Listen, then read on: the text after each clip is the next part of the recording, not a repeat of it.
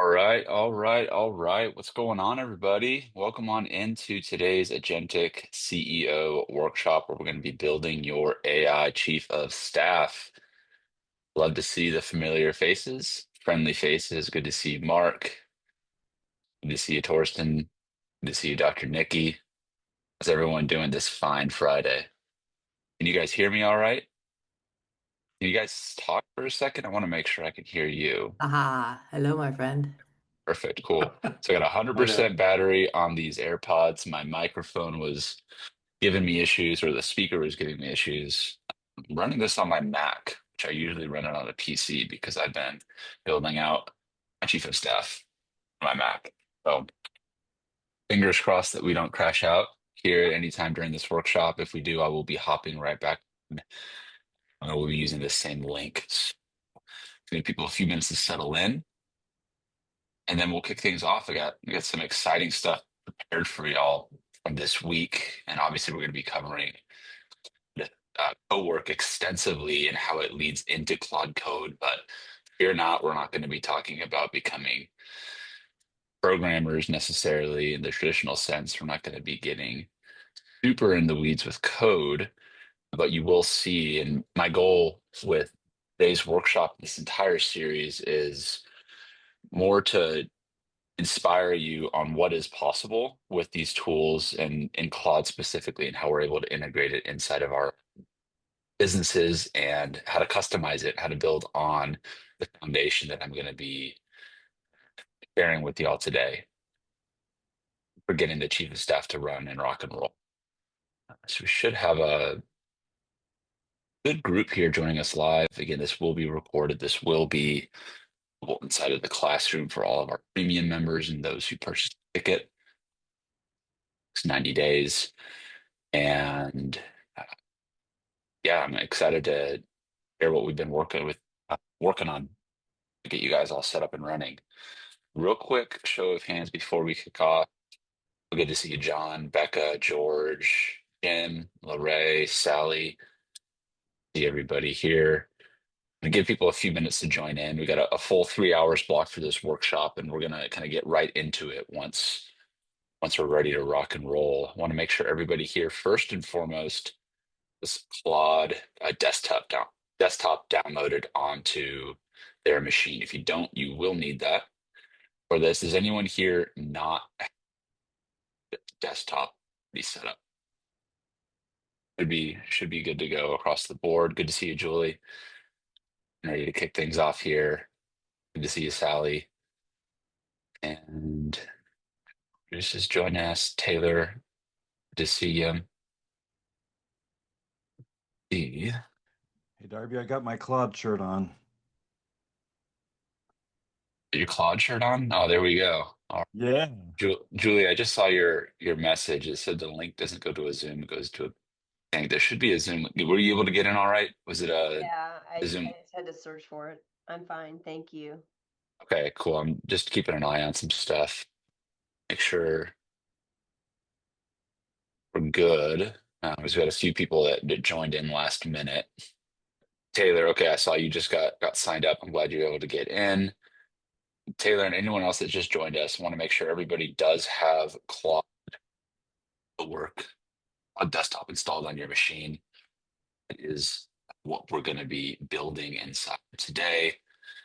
And Taylor and anyone that just joined that is not already inside of the community boarding, that's good. That would be such a bummer.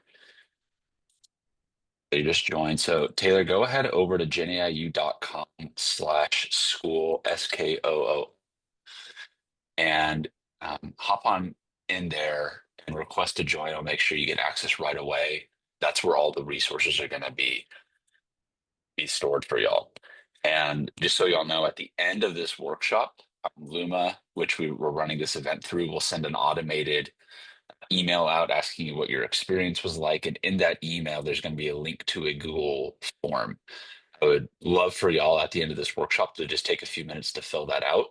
Let me know a little bit about your experience, what you liked, if anything was a little confusing that you want more clarity on for the next time, and also what skills that you would find most valuable and useful to build inside of your Claude account. We're going to be running this as a recurring series. We've got workshops set up every Tuesday during the course of this month. We'll likely continue those through May and into June, more likely than not, because I typed in the wrong domain. Apologies. genaiu.com school. I'm working on some skill building automations that will help support the active ongoing skill building of this, so that as we're building our chief of staff, we're building on the foundation that we're laying here today, and we'll be able to continue to refine and customize our chief of staff with Claude as the backbone to help y'all do all the things that you want to be doing with something that I think is very relevant to this workshop and use of AI tools in general right now is the possibilities for what you can create and what you can do with these tools is near limitless. It really is almost what can you imagine to be possible? And more than likely, there's a way to figure out how to get it done if you can imagine it, if you can think it, and if you can brainstorm and work with Claude to help you bring those ideas out and make them a reality. The great thing about utilizing something like Cowork is it uses a lot of what makes Claude Code an incredibly powerful tool in a much simpler and easier to use and apply interface. And with the recent upgrades that Claude came out with, most notably scheduled tasks and dispatch, now gives you the ability to build out your your knowledge base, your second brain, your chief of staff, all of the stuff that that helps you operate in your business and be able to do so remotely. I was just out last night working on a few things at our volleyball game, and I was talking on my Claude on my phone that was on my desktop home, and I was building out some additional things and resources that I was going to be, sharing with you guys in this session, but some other stuff I'm working on too. The session will be recorded. I will be breaking down the entire transcript inside of the community, and cool. Give people a couple more minutes to join in. Keep an eye on the thing, but we'll get started right here in about 2 minutes. So we're not waiting for folks who should have been here on time because kicking off at 10. So no need to make y'all wait.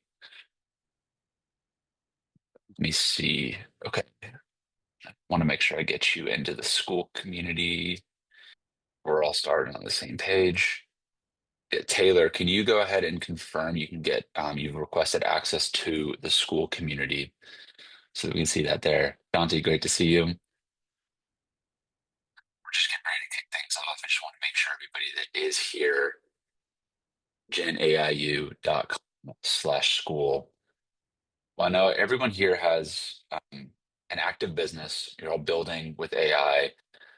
Obviously, you're using Claude, and we're here to learn how to use Claude and turn it into our chief of staff and build out more things to support our business, which is exactly what we're going to be diving into. Would love to hear if anyone wants to come on, just share in a quick, couple sentence or two. What are you looking forward to most using Claude for right now? If there was one specific outcome that you could have Claude help you with. I'm on my AirPods right now. Unfortunately, I was having issues with my regular mic. Is it distracting with how echoey it is, y'all, or is this doable? No, it's fine. I want Claude to do tasks that I do, manage my email inbox, and then just do other recurring tasks in a way that's repetitive and I can just automate it. Awesome. Emails are going to be a big focus of how we're all going to be getting set up here today. So thank you for sharing, Julie. Darby, We're going yeah, when I sign up for something like a subscription, I want this to be automated that as soon as I sign up, that recurring amount gets put into my financial something. I don't know what's possible here. So I don't have to manually say, "Oh, I just subscribed to so and so, $20 a month on the 19th." mhm. That would be amazing to be have that automated. Is this like an automated reminder for your subscriptions and making No, sure you're just on like top of them? tracking inside. It could even be a spreadsheet that has a list of all the subscriptions and the renewal dates. Cool. Perfect. I Cool. want Anything else? Yeah. I want to Dr. automate Nikki, the marketing of my health assessment, the chatbot. marketing automation, email automation, tracking, keeping track of subscriptions. Anything else coming to mind that's top I of have a mind? list of I have a list of clients that I manage throughout a season, and each of them enter and exit the timeline differently. So I'm currently using a virtual assistant through OpenClaw to assist in that, but I'm finding that that is has a better usage case for my research that I need done than my client management. So I think this CEO can help kind of make sure none of my clients get left behind. I love it, Mark. Sally says, I want marketing operations for my business, like automating my content newsletter to be able to automate replies as well. It's great. I've got a Um, full list, but I I think using this as the chief of staff is to start kicking off really building some more interesting ones. Like we're already using Granola to record meetings and give the to-do list, but then I want those to-do list in a email recap directly back to the client. Also want that to-do list in into Asana or wherever we're managing those tasks. So just set up a lot of those little admin things that currently paying someone else to manage. think you'll like what we're cooking with here. And I've been using granola too recently, more heavily the last few weeks, and it's got an integration, MCP integration directly with Claude. Yep. Super handy to be able to grab those notes from client, turn them an actionable thing, take action from there. So, John, good to see you. Just sharing if there's any quick like primary goals right now with what you're looking to automate or get off your plate, the help of an AI. Oh, oh, which John? You, John. Me, John. Uh, Nothing specific. I'm sorry, I had to reboot because Zoom didn't want to load. So I apologize for being late. No worries. Cool. Well, Taylor, I'm waiting to make sure that I can get you into school, but you ping me here on chat whenever you've submitted your request to join that community, and I'll make sure you get in. Everyone else here, I believe, is inside of the school community. Hi, So Darby. I'm hey, I think I'm in the school community. I tried to get in. Am I not in? okay, I let me sent. double check. You may be in already. Okay. Let Yes, me I search am. your I'm. name. Let me make Yes. sure. Oh, okay, cool. And Taylor. Is that it? Yes. Uh, Perfect. So uh, you're gonna have it's, access to everything here. yes, it says selling online prime mover. Is that it? Wait, no, that's not it. I'm sorry. I'm in the wrong place. Yeah, just Okay. tab on over to the Gen AI University School and you should be all set. With that said, we're going to go ahead and start kicking things off here. I Thank know you. everyone here has some familiarity with what Claude is, so I'm not going to start this from a super basic 101 level. In general, the approach of being an agentic CEO, the way I see it anyways, is working with these agents and commanding a team of agents to support us in the things that we're doing to grow our businesses. Many of us are either solo founders or we're working with small teams or we're working inside of companies where we're owning our own departments. We have our own deliverables that we need to stay on top of, clients and managing clients and communication with clients. And as entrepreneurs, as people leading our own businesses, our own initiatives, generally we wear a lot of different hats. Right? And there's a lot of balls that are being juggled at any given time. We're always spinning different plates, and sometimes stuff gets dropped. Sometimes the ball gets dropped, or sometimes a plate stops to spin and it crashes on the ground, and we're like, did that plate really need to stop? Did I really need to drop that ball if I just would have had a reminder from someone to keep me on top of the things that I need to focus on today that are maybe not in like the 80/20 of what we need to be doing every single day in our business? It's the highest thing that we need to be focusing on. But all the other stuff that happens in between, like pushing the needle forward on following with press or working with media or setting up events for stuff that we're projecting out 3 or 6 months or 12 months down the road. And who are the key partners? Who are the strategic partners that we want to maintain relationships with? And how do we stay on top of all of this right now, without necessarily having to hire one or two or three different individual VAs that are handling these different tasks that require ongoing support or management of communication back and forth, or even I have to set up an event, I've got to set up a Google form, I've got to write the copy for it, I've got to send an email out to people. I've got to do all these things that makes me as the operator to put my hands in a number of different, and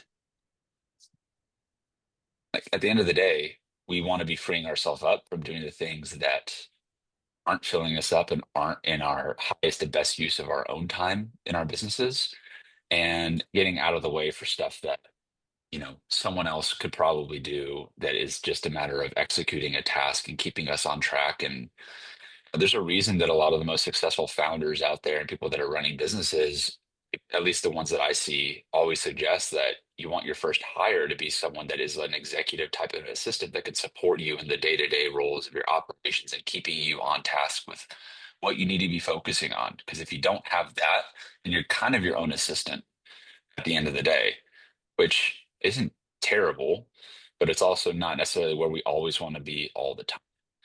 And so, if anything, if you walk away from anything today, we're going to walk away with a foundation for keeping on top of our inbox, for keeping track of things that we're constantly doing and updating in our business on the day to day, and building on top of this foundation. We're going to do so, one, by obviously using Claude and Claude Cowork. And then for those that want to dig deeper into the more technical side, using what we're building in Cowork and taking it into Claude Code. That will be stuff that we will cover in more detail throughout the workshop series. But Claude is great, but without the right tools, Claude it constantly needs to be reprompted with stuff. It constantly needs to be, you need to be navigating things, as the middleman with Claude.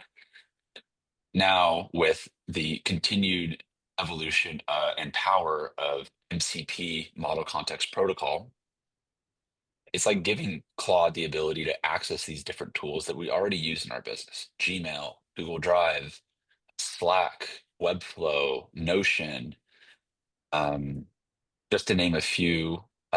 Granola is another tool that now we can integrate and collaborate with Claude.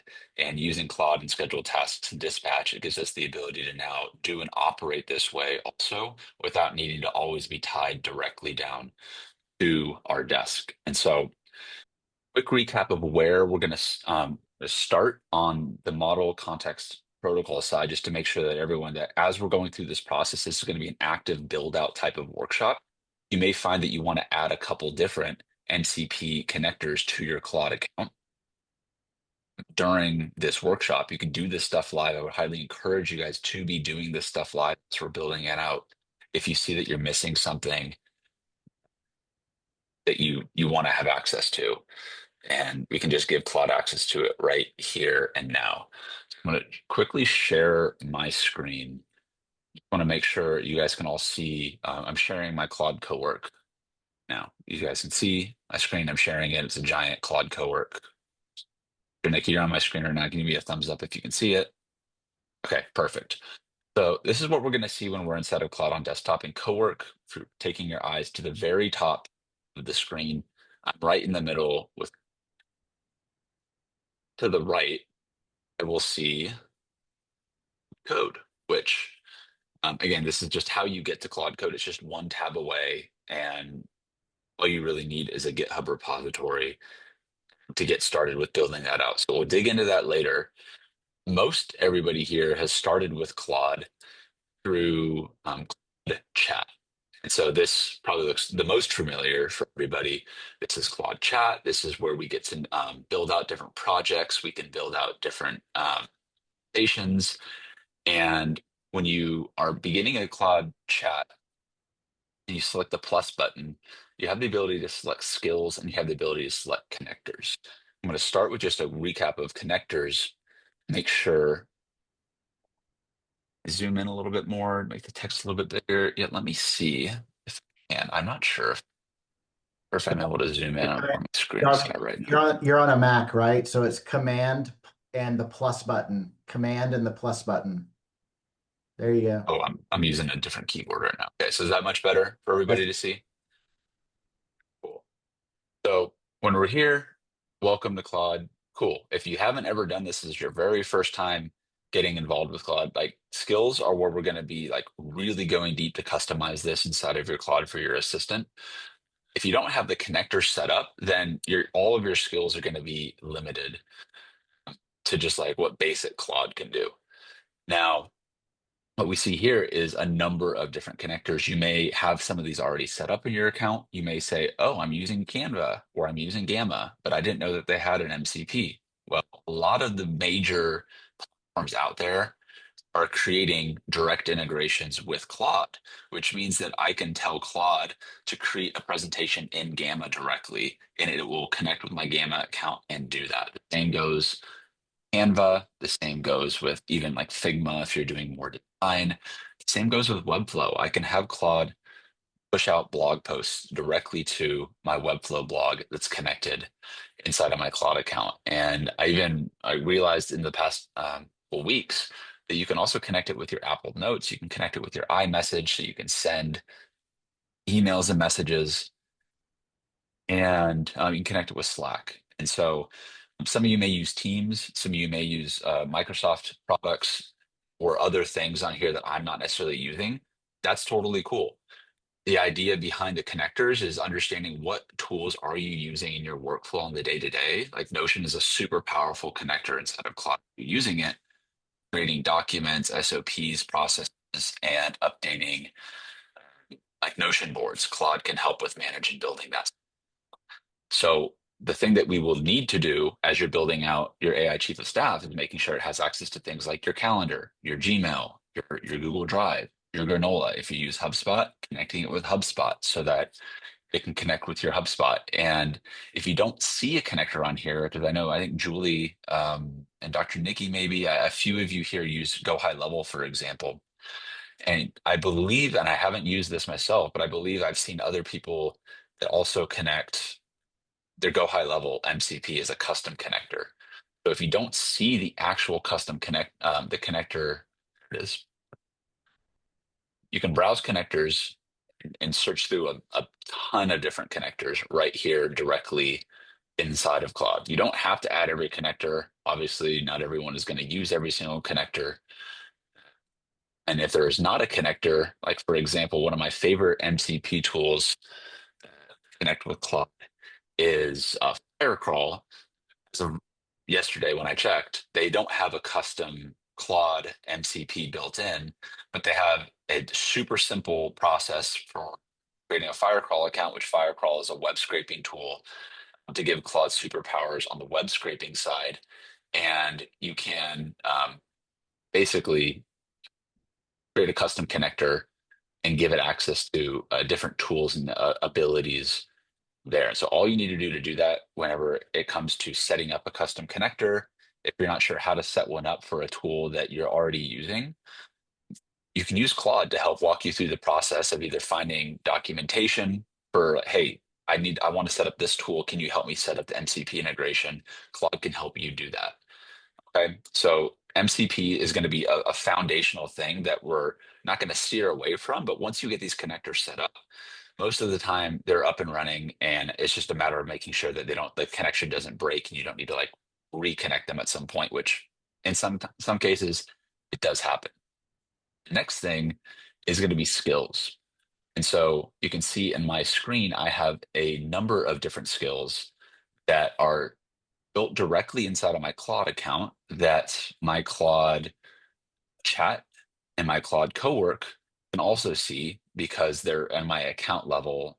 I could see and I can navigate them, and I can add my own custom skills in here, and you can use Claude to build custom skills. And so if you have that big idea like everyone was describing here, what's the number one thing that I want to do with my chief of staff? Like, I want it to help me with my inbox, to do this, to do this, to do this.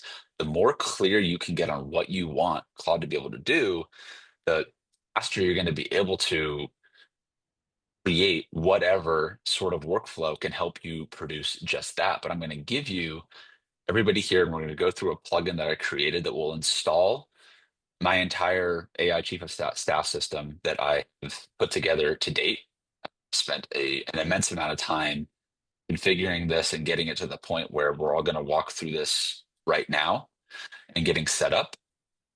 And in order to now just with skills and connectors covered, we're going to jump back into Cowork, because when you're getting started with Cowork, you'll notice that obviously the interface is a little bit different. Let me see. New task. Cool. So now I'm going to jump into my Cowork interface.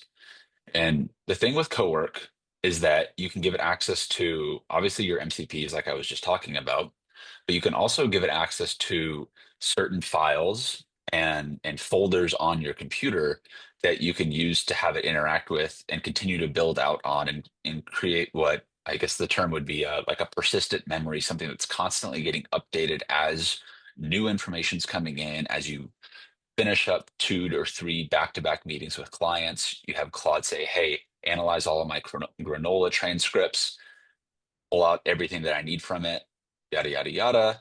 And let's update my second brain, if you will, your memory that you're building in Claude that's going to continue to remember exactly what you're doing and how you're doing it.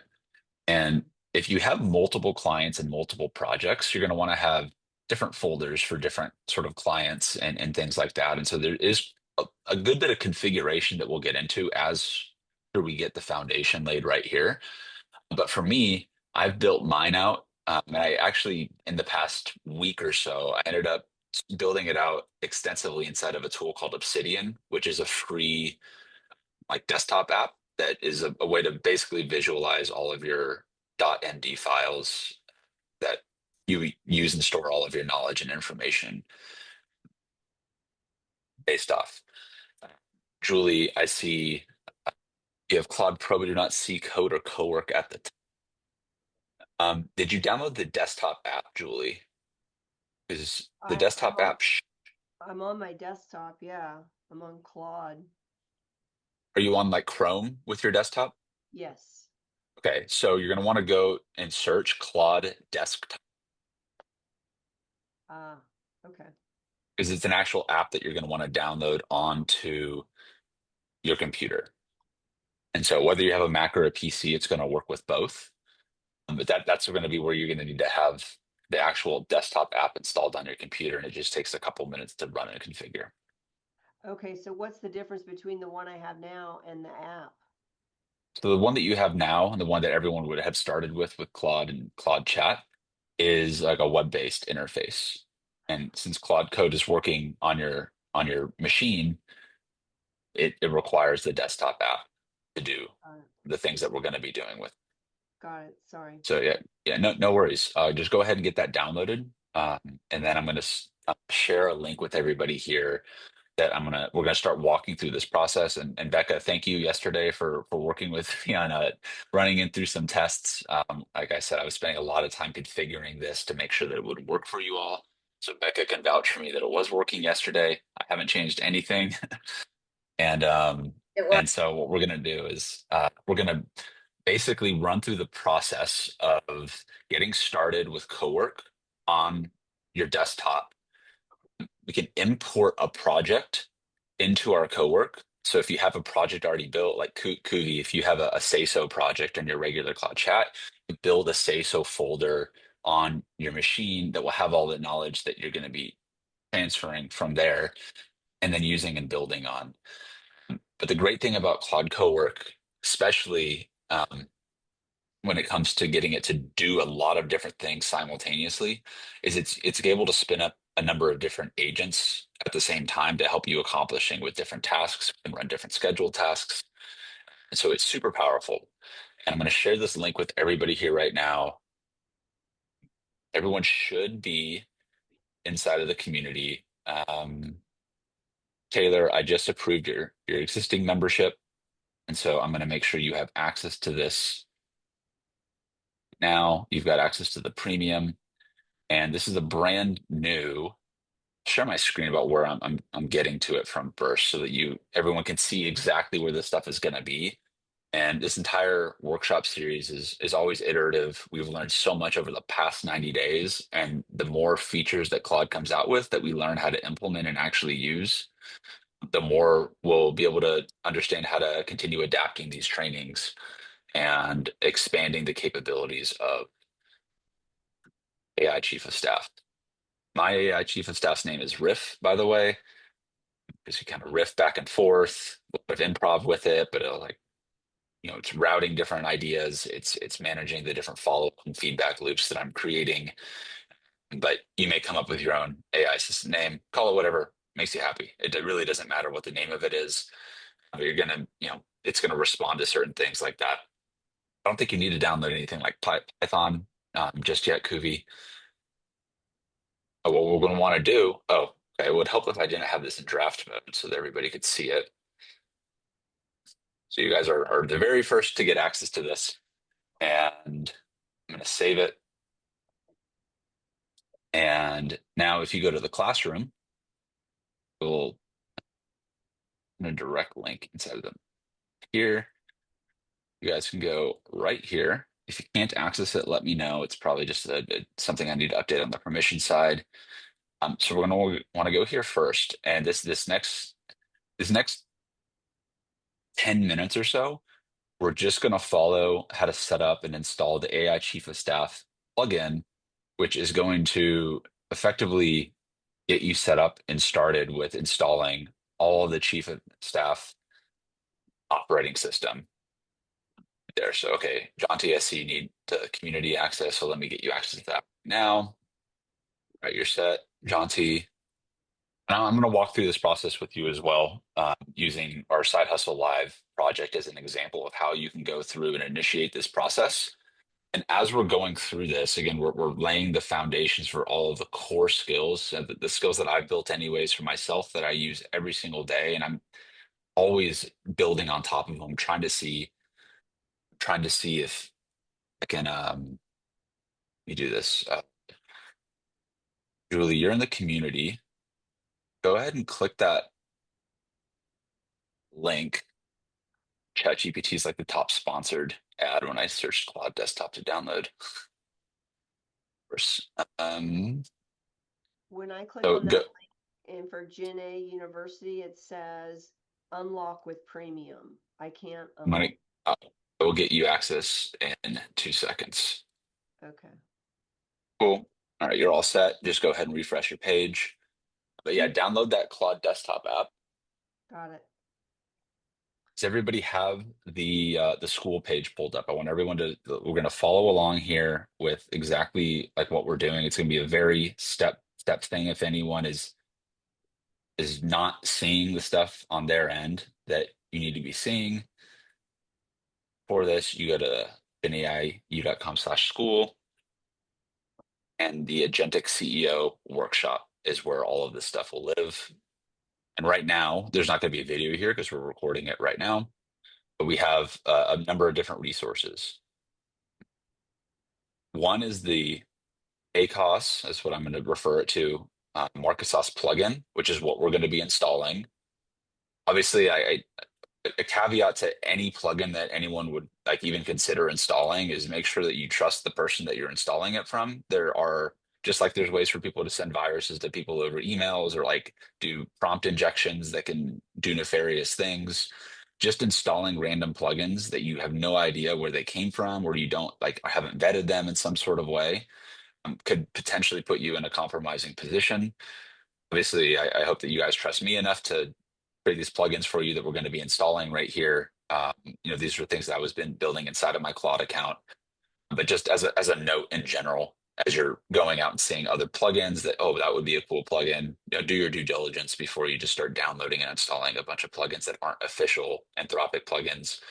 And there is a complete system guide document here as well that I created that you could follow along with to understand what's exactly inside of this plugin. And what this document is just a full outline of the operating system of what's inside of here, how they kind of operate and work together. And when you install the plugin, this is also inside of the plugin so that you can see it inside of your Claude Cowork account. So if you're like, hey, what are some of the things or what are some of the commands I could be using? But some other stuff here was just my general philosophy with how approaching this stuff. I'm building my assistant to support me in my life. I'm not trying to like build an assistant that I'm going to like serve my AI. I want my AI to be serving me and what I want to do. And I want to find the things that I can offload that are going to be the small hinge that's going to open up other opportunities or keep me on top of things. And we're going to start with the architecture, with the structure. And then once we have a solid structure in place, we can continue to iterate and expand from there. Obviously, we do these workshops, we do other sort of build outs and training. So if you guys work with teams or if you know companies that want to do this for themselves, I can help install these types of systems for those companies too. But this is where we're at with the architecture structure. Claude's the backbone. We've already talked about that. MCP connectors, we've already talked about that. And then all of these skills that we're going to be getting inside of this plugin are designed to be customizable to fit with exactly how you work. This is all a starting point that we can all build and we can all expand on inside of our account.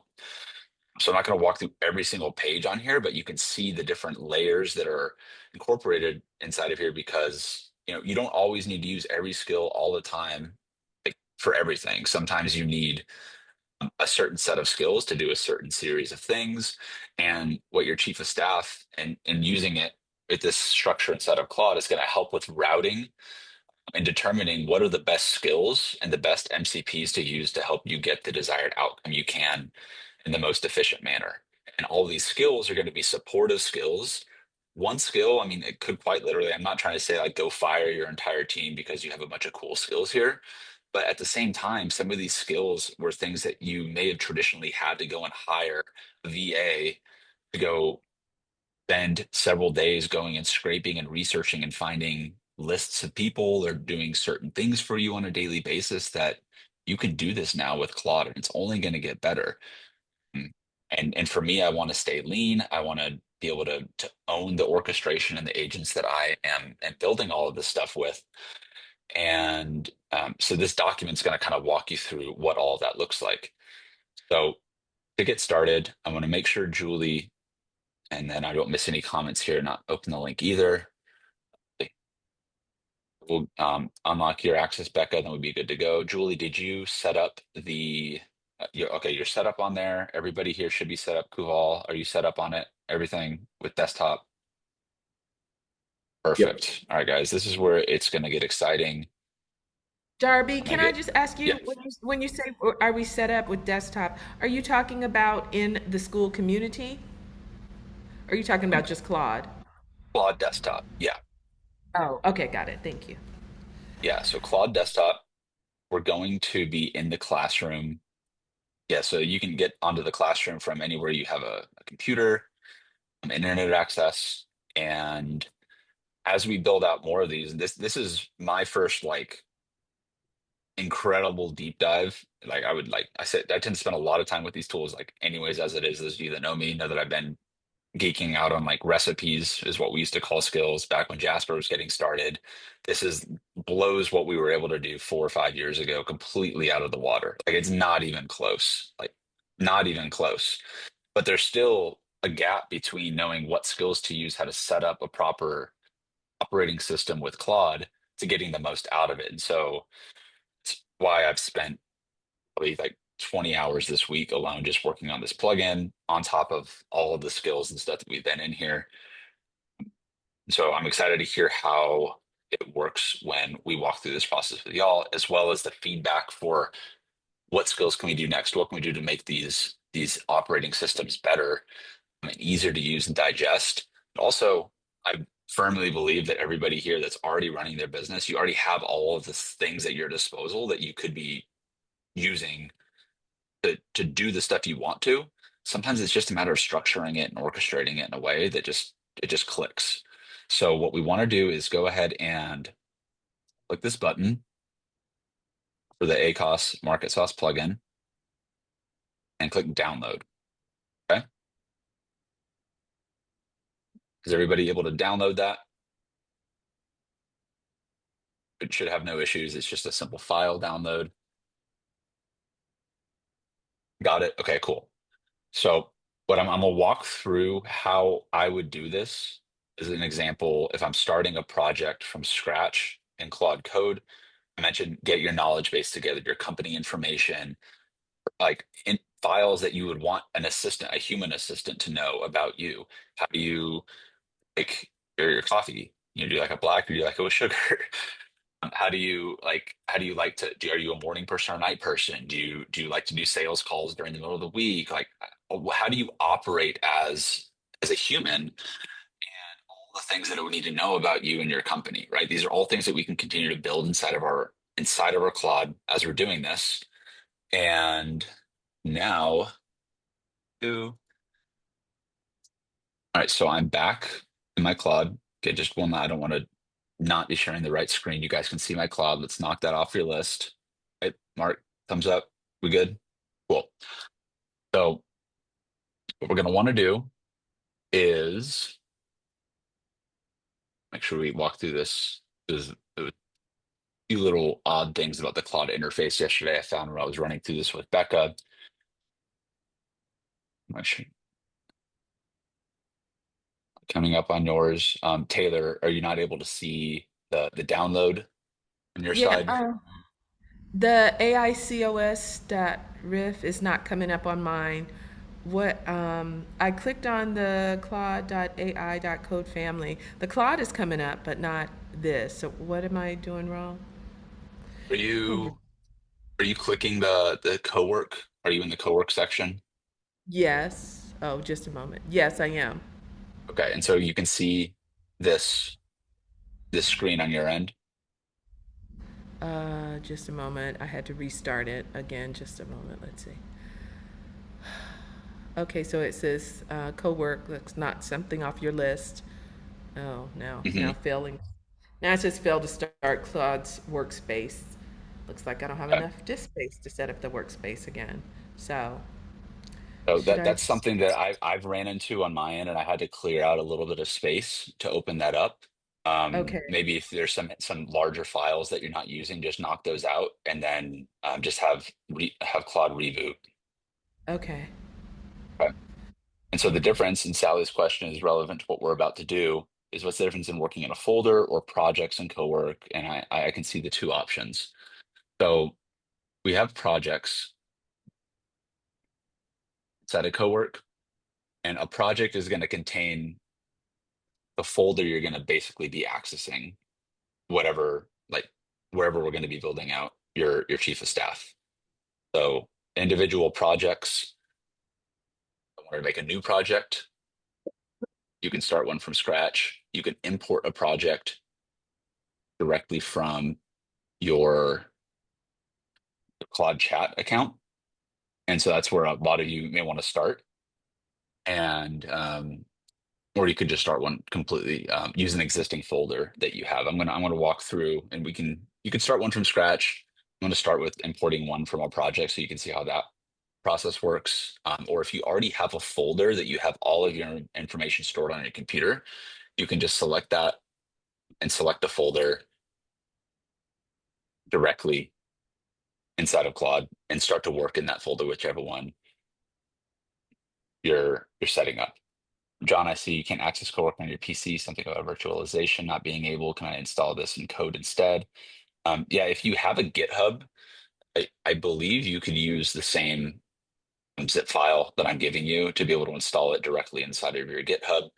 There may be a few little minor things, but if you can't, for some reason, get Claude Cowork to work right now, I would get a GitHub repository set up. John, if just go to github.com and create an account if you haven't already set that up, then we'll go.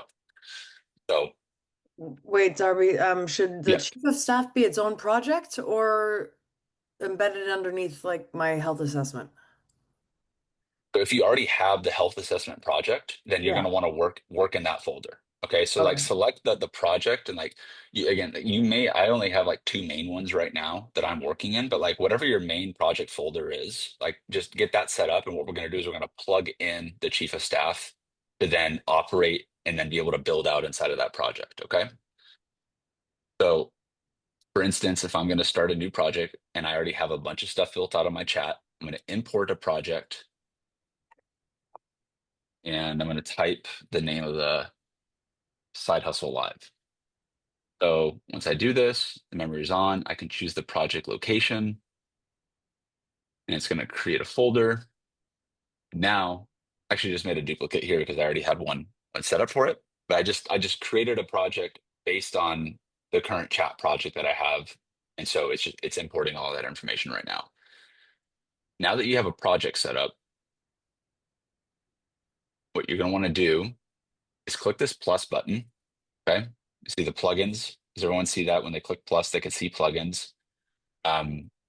Yesterday, for some reason, like I had to do another workaround to do this. So if anyone's running into an issue where they don't see the ability to manage plugins or add plugin, if you click add plugin, this is what I saw yesterday that it was like, what do I do here? I can't upload anything. There's nothing for me to upload. These are only official plugins. Like, fine. The workaround right now, and Claude may update this. If I go to manage plugins, what it's going to do is it's going to take me to my customize tab. Okay. You can see I have this already put it on. I'm just going to uninstall it. So I'll be able to walk through this process with everybody here. Under customize, you can see all of my skills.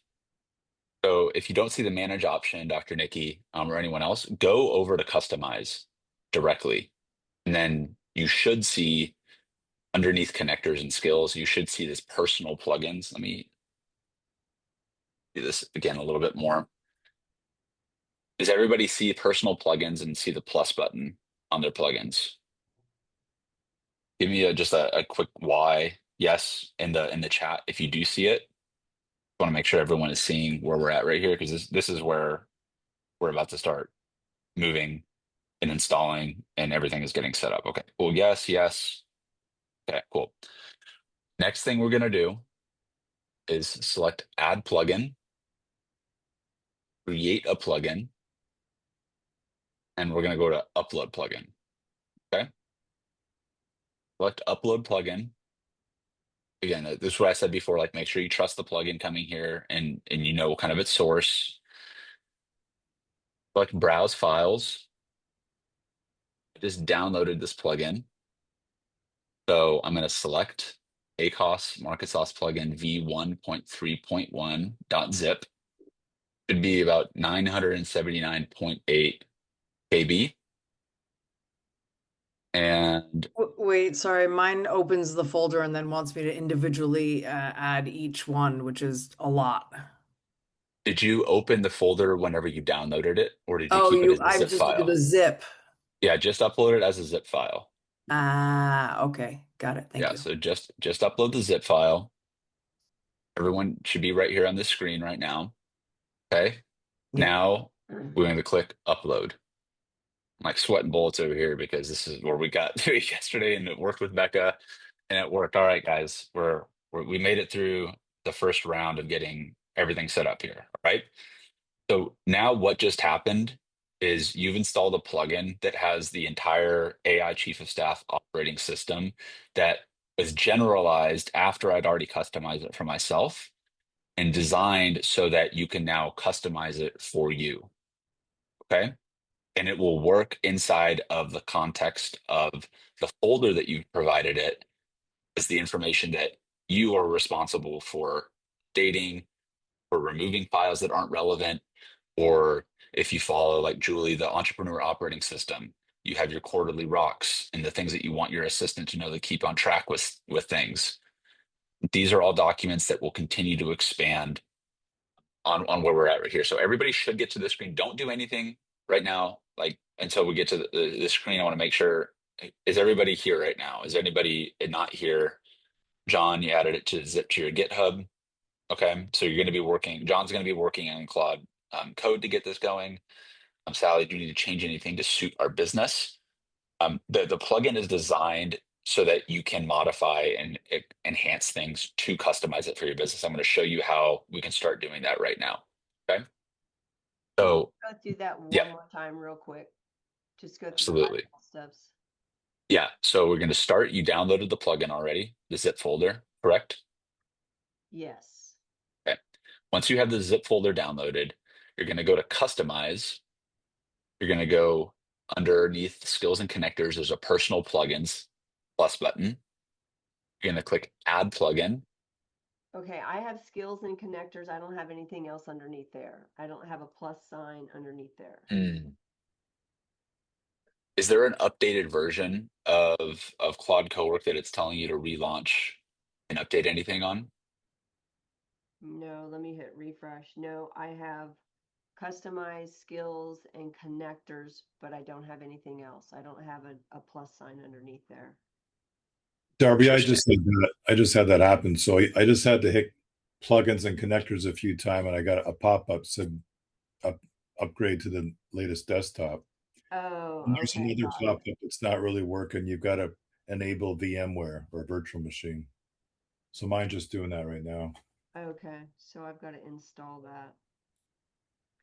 Choose And install that to requires me to download and install the command time developer tools. Okay, I hit install, so I guess it's installing.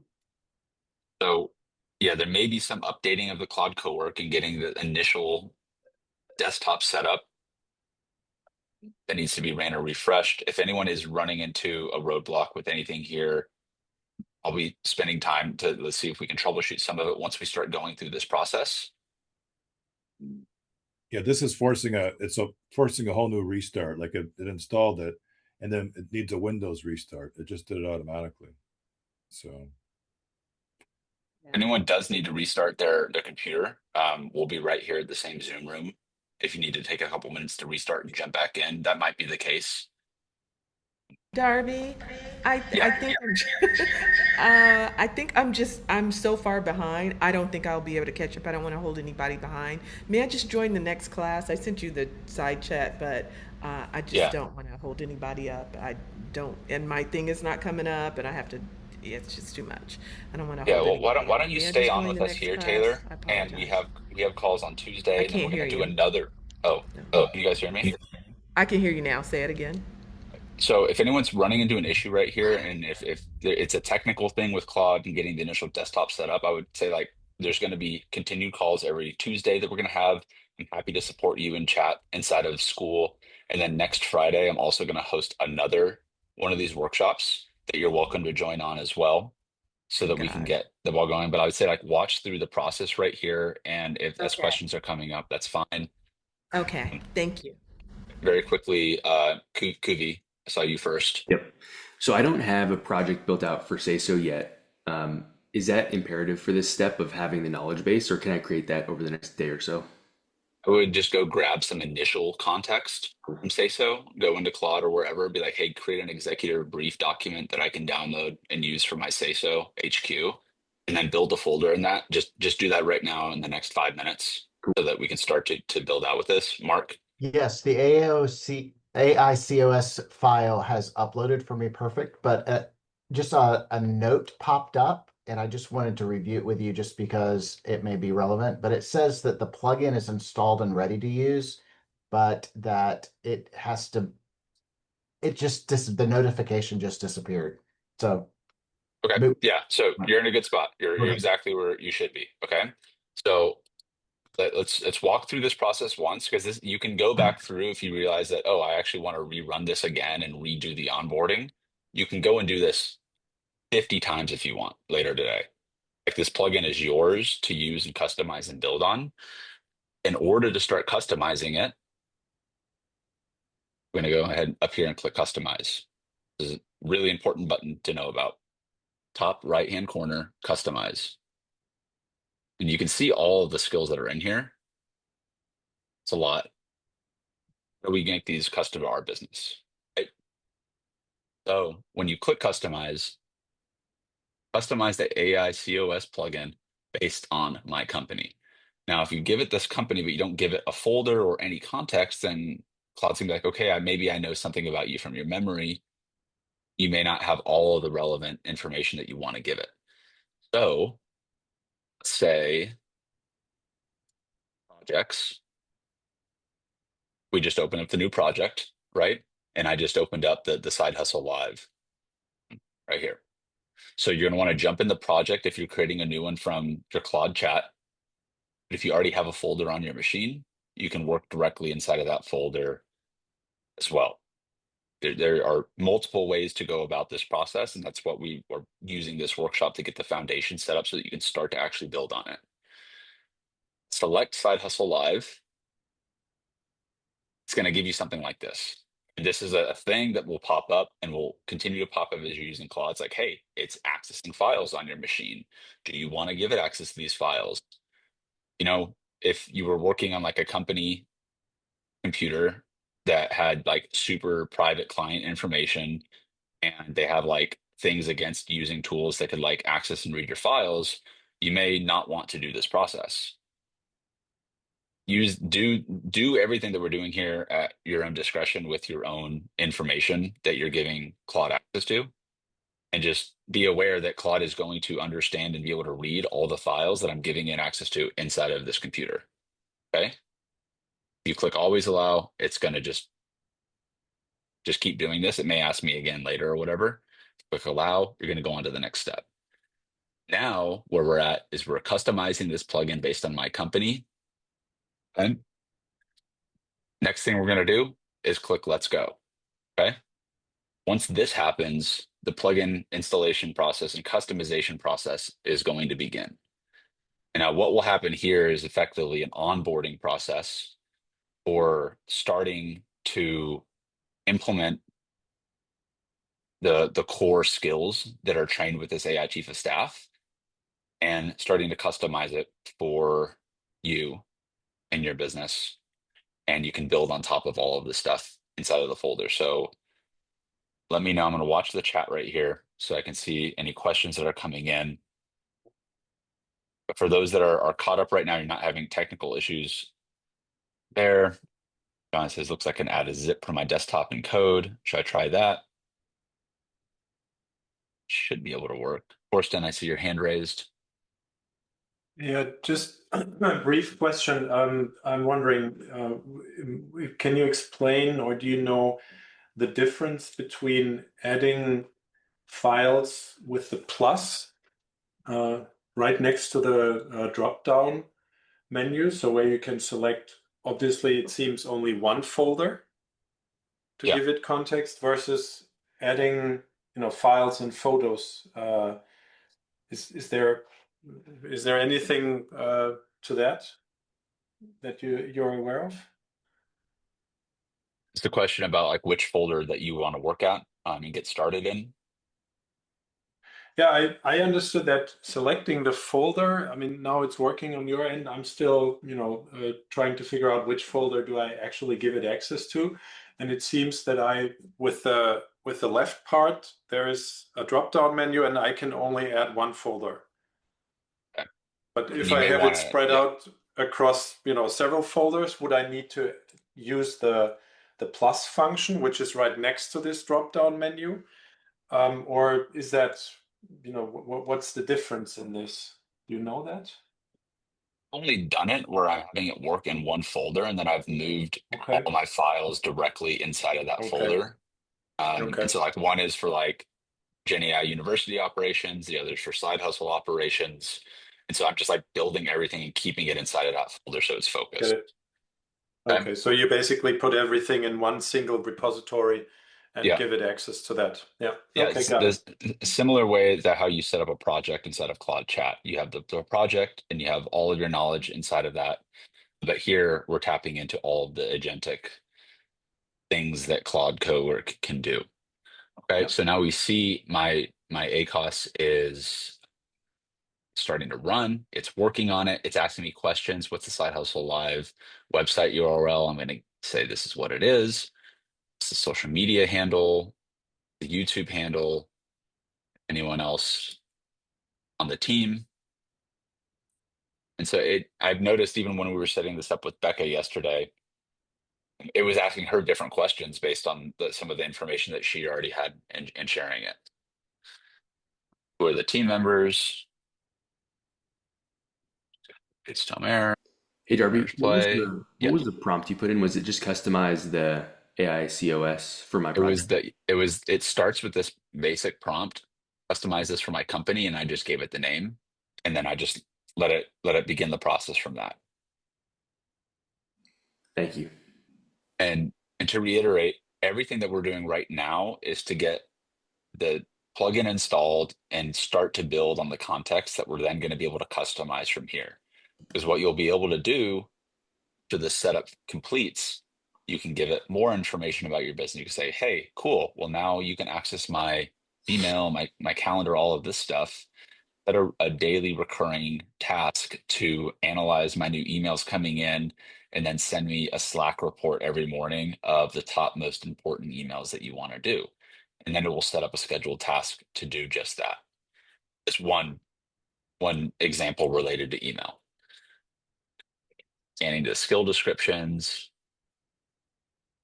it's applying them to my business. John, you were able to get via code. Good right here, setting all the descriptions. Now, some people here are already using Obsidian for knowledge base. We add skills and other files to the project, ingest them and use. I've been asked if we add skills and other files to the project folder, will ACOS ingest and use them? Yes, it will. Do you highly recommend Notion? I had it and then stopped. Is it required? It's not required. You don't need Notion. Like all of the stuff you could run directly on like your desktop and have like the local file stored. And that's where I've been building out my knowledge base with Obsidian. I also have it using Notion. But one of the things that stopped me from using Notion was because I would just get frustrated building and updating pages and doing this stuff to actually get it done. But then Right. Claude just took like a giant leap forward with their MCP connector with Notion.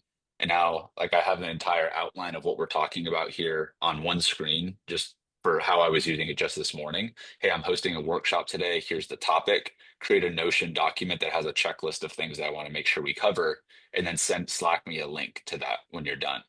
I did that an hour before we were on here. I gave it that command.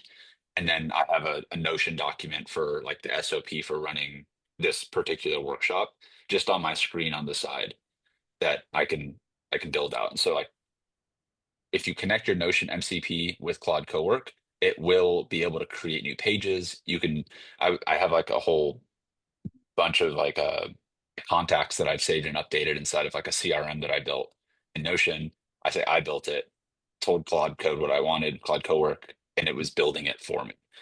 So not a requirement, but Notion can be a really powerful platform for like hosting company knowledge bases and resources and such, managing projects. I know Kuval for Say So use Notion extensively for software development project management. But maybe you use Asana, right? Or maybe you use ClickUp. Like there's other programs that you could use right now. And George asked, am I using both Notion and Obsidian? Yes, I am. I ended up going with Obsidian for where I wanted to keep all of my specific like day-to-day persistent memory and stuff being updated as I'm building this stuff out. And I decided to use Notion, just keeping it more for like creating like the documents and the things that I'm going to want to reference and share in my CRM, but also realize that Claude Cowork can update both simultaneously if the task requires it. So I've been kind of like balancing between the two over the last few weeks, and I am using both currently right now, each for a little bit different way. We see, okay, so we're moving on down. It's business context and the context MD. So it's like learning the context about my business. It's already recognizing. So like this is where if you're in your MCP connectors inside of your Claude account in general, and you already have all of your MCPs connected, like Gmail, calendar, all of those things, you'll be able to work with those directly right here, or you can work with it to add additional ones. So now we have a few top commands. We have like a morning brief command for checking on stuff that's happening today, Google Calendar, Gmail. All of this stuff is customizable as well, y'all. I'm going to re-emphasize that with how we're going through this. If something looks like, oh, that looks useful, but what if it can do this? You could work with Claude to update the skill and update how it operates to fit exactly how you want it to work with you. Okay? I don't know why that works. Hey, Darby. Yeah. I'm still stuck. I downloaded the AICOS and I'm back at the browse plugins. When I go to browse plugins, I don't see it anywhere, but I see it in my download folder. How do I get that since I downloaded it? Can you repeat where, like what you're seeing? You're seeing it at the download plugins section. Yeah, so now I've got skills connectors, then I have personal plugins with a plus button, and then I have browse plugins. So I'm way back. I'm pretty far behind where you guys are, but when you guys, No, yeah, that's fine. So I'm just going to jump screens real quick. And so as you guys are building this out, what Claude, Cowork, and I'm going to jump right on that, Julie, but for everyone that's here, we have basically a task that we just used to set this up. Okay. And so that's what this task is doing. As you go through to like delegate and set up more tasks, you can have multiple tasks running simultaneously, selecting task, and then having Claude do the thing that you want it to do in reference to that file or folder that we're building it out from. Julie, you said you were now back in here and you see the personalized plugins, correct? So you see a screen that's like this. yes. Yep, I have personalized plugins, so I hit the plus button right there. Does it say create plugin? It says browse plugins and create plugin. So click create plugin and then click upload plugin. Got it. Drag and drop. So, or I can go to my browse files and then go to my downloads. Yep. So go to your downloads and then the ACOS market sauce plugin V1.3.1. Okay. I see it in my downloads folder. Hang on a second. But it's not 3.1. Got it. Upload. Okay, got it. Thank you. You bet. So go ahead and go through that process, upload the file, Okay. and then once it uploads, you'll see a screen like this Got it. for right-hand corner. Yeah. Can you just give us a context? Like, what is AICOS? What is it supposed to do? Just give me context of why I have this on my screen right now. What's it going to do? Yeah. So the AICOS is AI Chief of Staff. And this is like the operating system that I've been using to work with Claude Cowork and customize it for myself to be my chief of staff, keeping on track of things on a day-to-day basis, managing email inbox follow-up, e-partner communications, projects that I'm working on actively, and my communications between Slack, between Gmail, and that being like the initial thing that I was setting it up for that's most useful for anyone here that uses email and wants to stay top of the email stuff that's happening with them. The chief of staff also acts as a routing agent. And what I mean by routing agent is that you give it an instruction and it's trained to know to delegate the instruction to the proper agents that are using the skills and connectors to do the thing you want them to do. So think of every individual skill as like a super specific skilled AI agent. So the AI chief of staff is designed to help delegate to which agent is going to do whatever that agent should do based on what you're telling it you want it to do. Okay, and this is something that you built out and we downloaded. If there are any changes to it, is it going to automatically update or do we have to go and get updates and then re-download it and re-plug it in? So the way it should work is that now that you've downloaded and saved the plugin to your account, you should be able to update the skills and create new skills that will save and be customized to your account. Got it. So as long as you have this folder as a starting point, you could spin this agent up and use it for, you can use it for multiple different projects if you wanted to.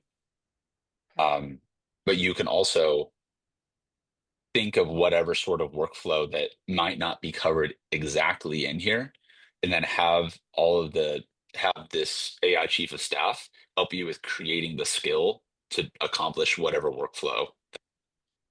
Got it. And then we would go in and write that ourselves or drop in like a Loom video. This is me doing XYZ here, create an SOP, and then I want you to do this.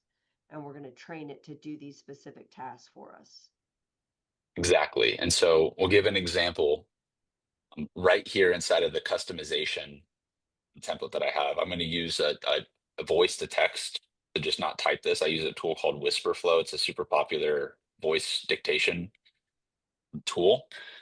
And like most of my day when I'm working with Claude and like inside of this instant, just how I operate with it is like, cool, okay, I need this to happen, or I need to like set this sort of weekly recurring thing up.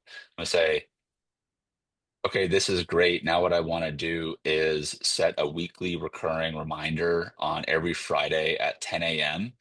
to connect with Duval and check on an update with how Sayso is doing and how Franco is doing. And about to die. Let me just do this before. Got the low battery notice on my laptop. And that would be less than ideal. There we go. Perfect. So, like an example of a command of like, I'm like, okay, just I need this reminder like done to me, but I want you to write like a notice of like sending me a Slack message that I can share with Kuval every week, and any key points that I should know about sayso.com based on anything that was relevant that happened to their business that might be a signal that would be useful to relay or share in the real estate industry. That's what I'm saying. Like you can almost get this stuff to do anything with you. So like how creative can you get with whatever you want it to do? Now, and like I mistyped this thing right here. If you tell it to create a recurring scheduled task for you now, like these can get like pretty elaborate when it comes down to it. Like you can, because you have it having access to all the different connectors, all of your MCPs, you can have it scan your Notion or your Obsidian. And thank you, Bruce, for the note about the difference between Obsidian or Notion. I was a heavy Notion user before, and I'm migrating to Obsidian, but I still find there's some use for me in building out Notion, especially when it comes to like team and project management.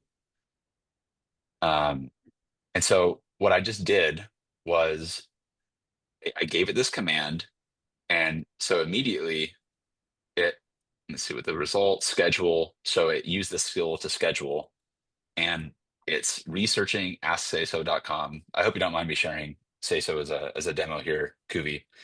No, not at all. You know, like we have been working on projects for a year now, and you know, it's constantly updating on projects, staying on top of communications. I don't want to forget about stuff.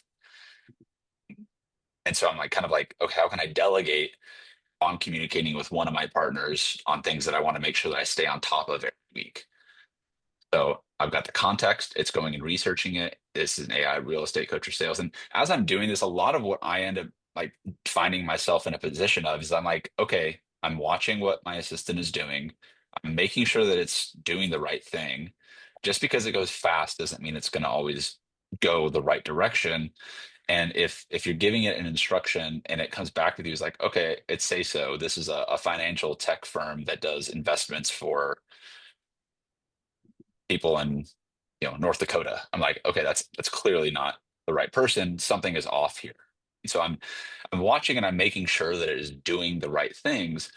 Now, so I'll update like the name and stuff as it goes. But what I can do is I say it's like Duval. You can give it multiple, and this is what you can't do in chat right now. You can't just give it multiple things and instructions to do at once to just start executing and executing and executing on top of that. And now Claude Opus has a million like context window. It it's expanding so much that like in one of these chats, you can keep these threads going for a very significant amount of time. So now, what have we just done? We set it up a daily, no, I'm going to say it's not so. And so I'm just giving it that. And so now the weekly task that I did, search a fresh news on AskSaySo.com, pull 3 to 5 industry signals relevant to AI coaching companies, draft a short casual Slack message for checking in, present everything in review before anything gets sent out. For me, I do not want my AI chief of staff to just start sending out a bunch of random communications without me kind of like doing a QA and confirming that check. But I can have it draft and get to the point where I can come in, review, and then send. I do the same thing with Gmail drafts. It's like, hey, go research like 5 Austin companies that would be good to touch base with this week for X, Y, or Z purpose. Hmm.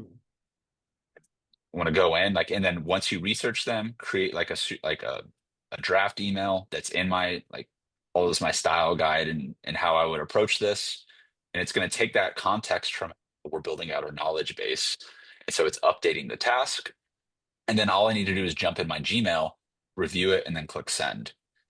Right. But then it's like, okay, cool. I just send out 50 emails on the Monday. I want to have some sort of regular or recurring task. We were talking about, some of this. It just updated all of this here.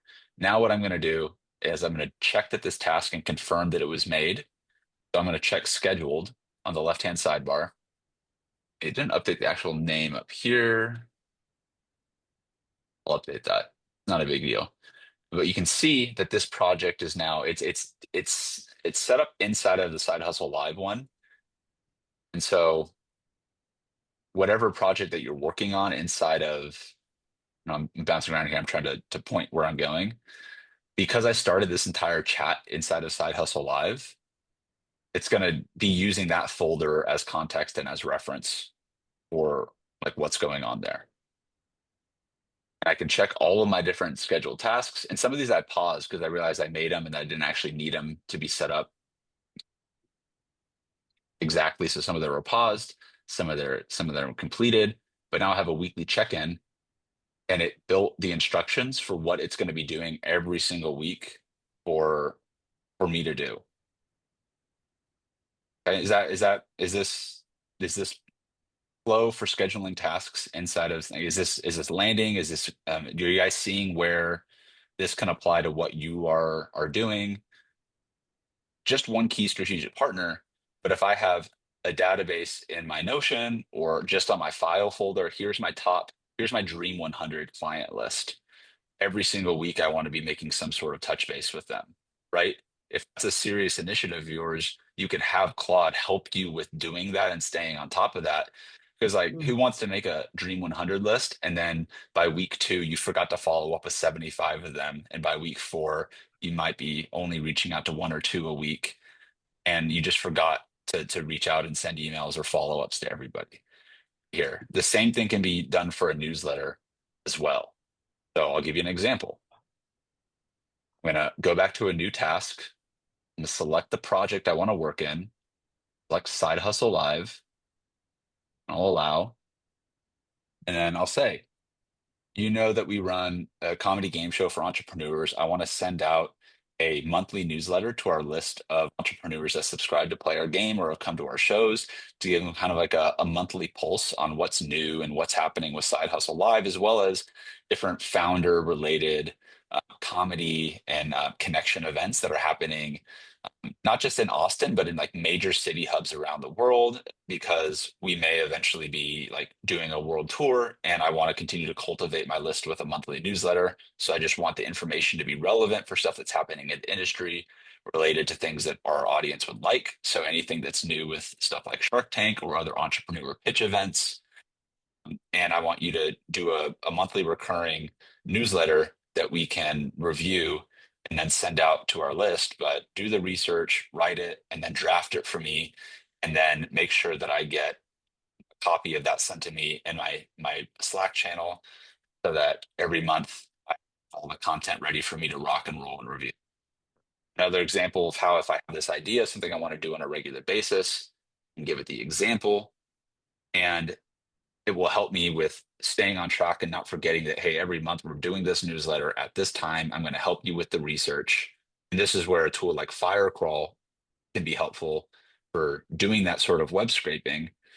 Now, once I set up the scheduled task once, I just need to make sure that like all my scheduled tasks are running. And then I let my chief of staff handle like the reminders and the follow-up and the drafting of this information for me to review before I go and press send. So Sally, I know you just asked about the newsletter. You can configure this in any way. It could be a daily newsletter. Like every day I want to do a bite-sized, easy to comprehend topics around my industry topic that I'll send out to my client list. Voice channel, I want to send a DM to me. Let's do the first of the month. Let's do a quick hits. You customize that as much as I really wanted to. If you have a framework for how you want all of your newsletters or your client communications or anything that would go out, you could give it that framework or that template example. Say, hey, follow this example. Hey, I always open up with this. I follow up with this type of content. And then it'll go through and start to build out those different scheduled tasks.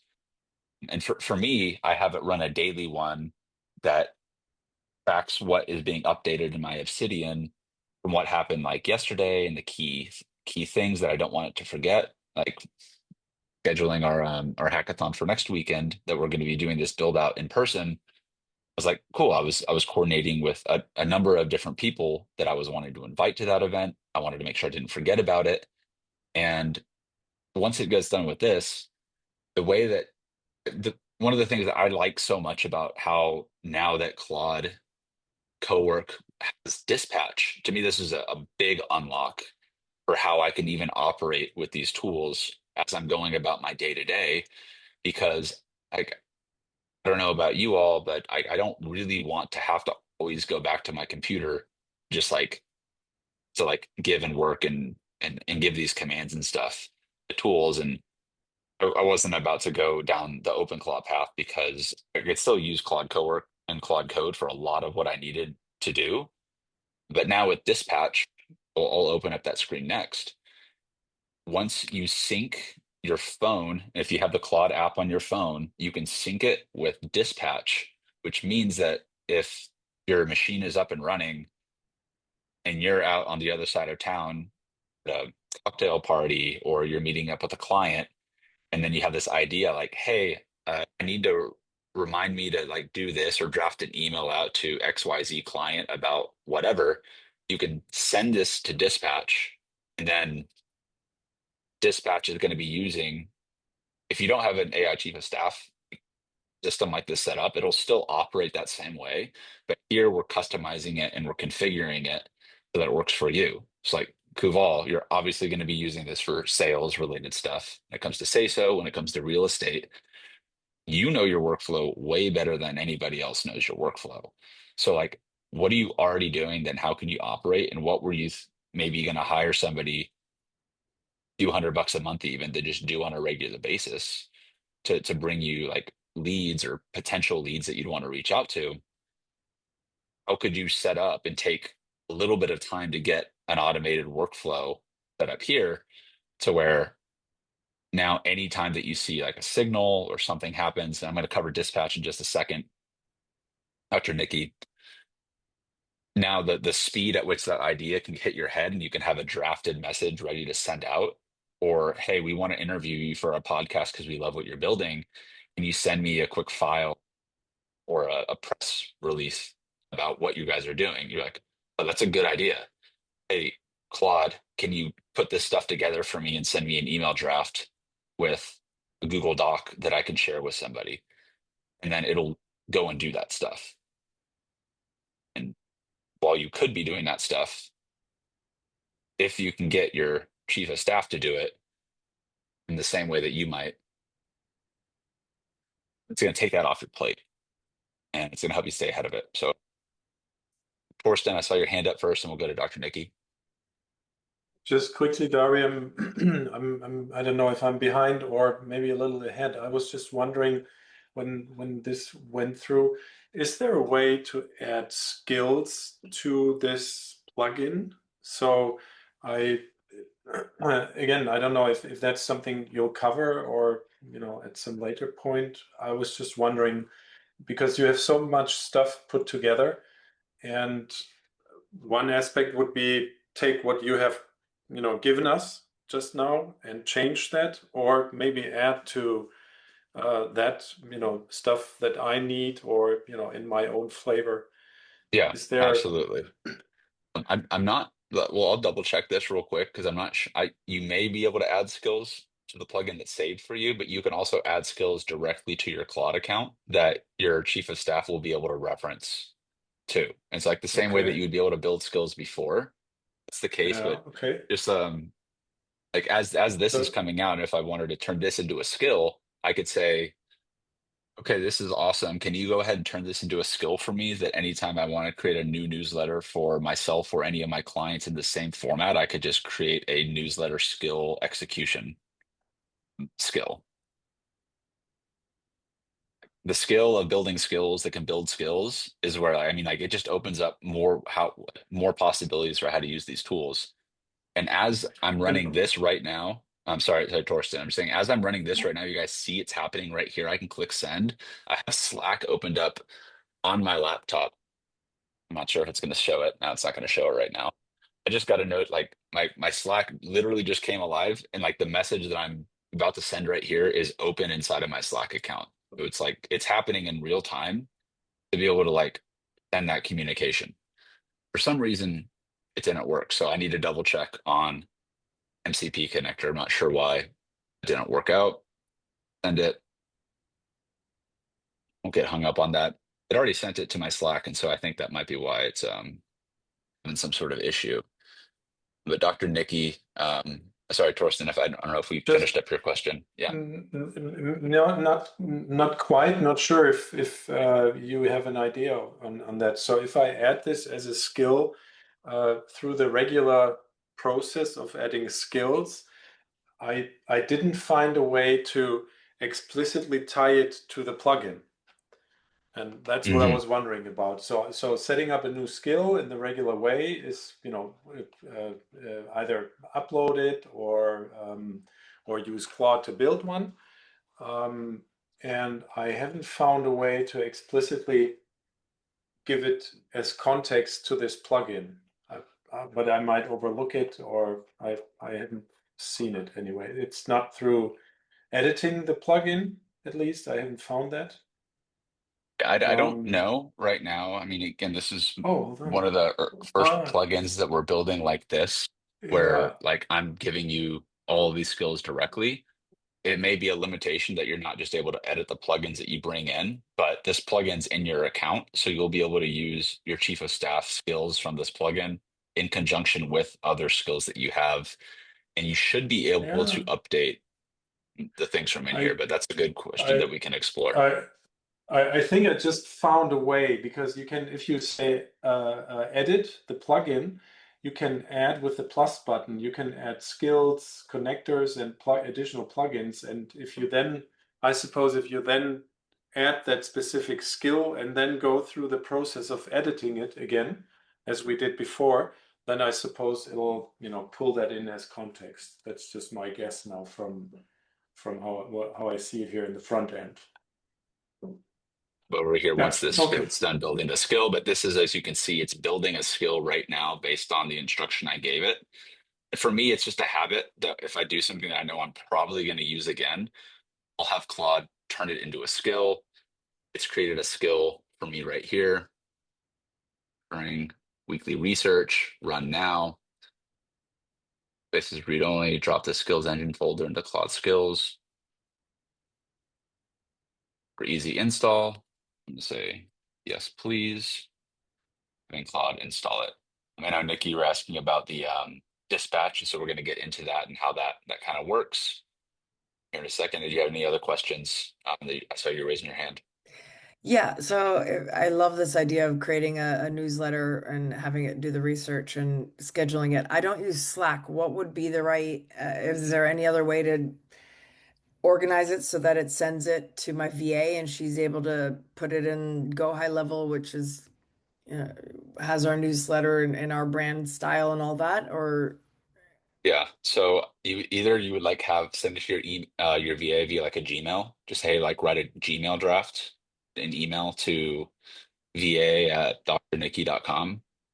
I don't know what the email would be, but you could send it just directly over an email and be like, hey, this is the newsletter. Go ahead and do this. But I would like challenge you to take it a step further and take some time to go and actually connect your Go High Level MCP with your Claude account. Because then,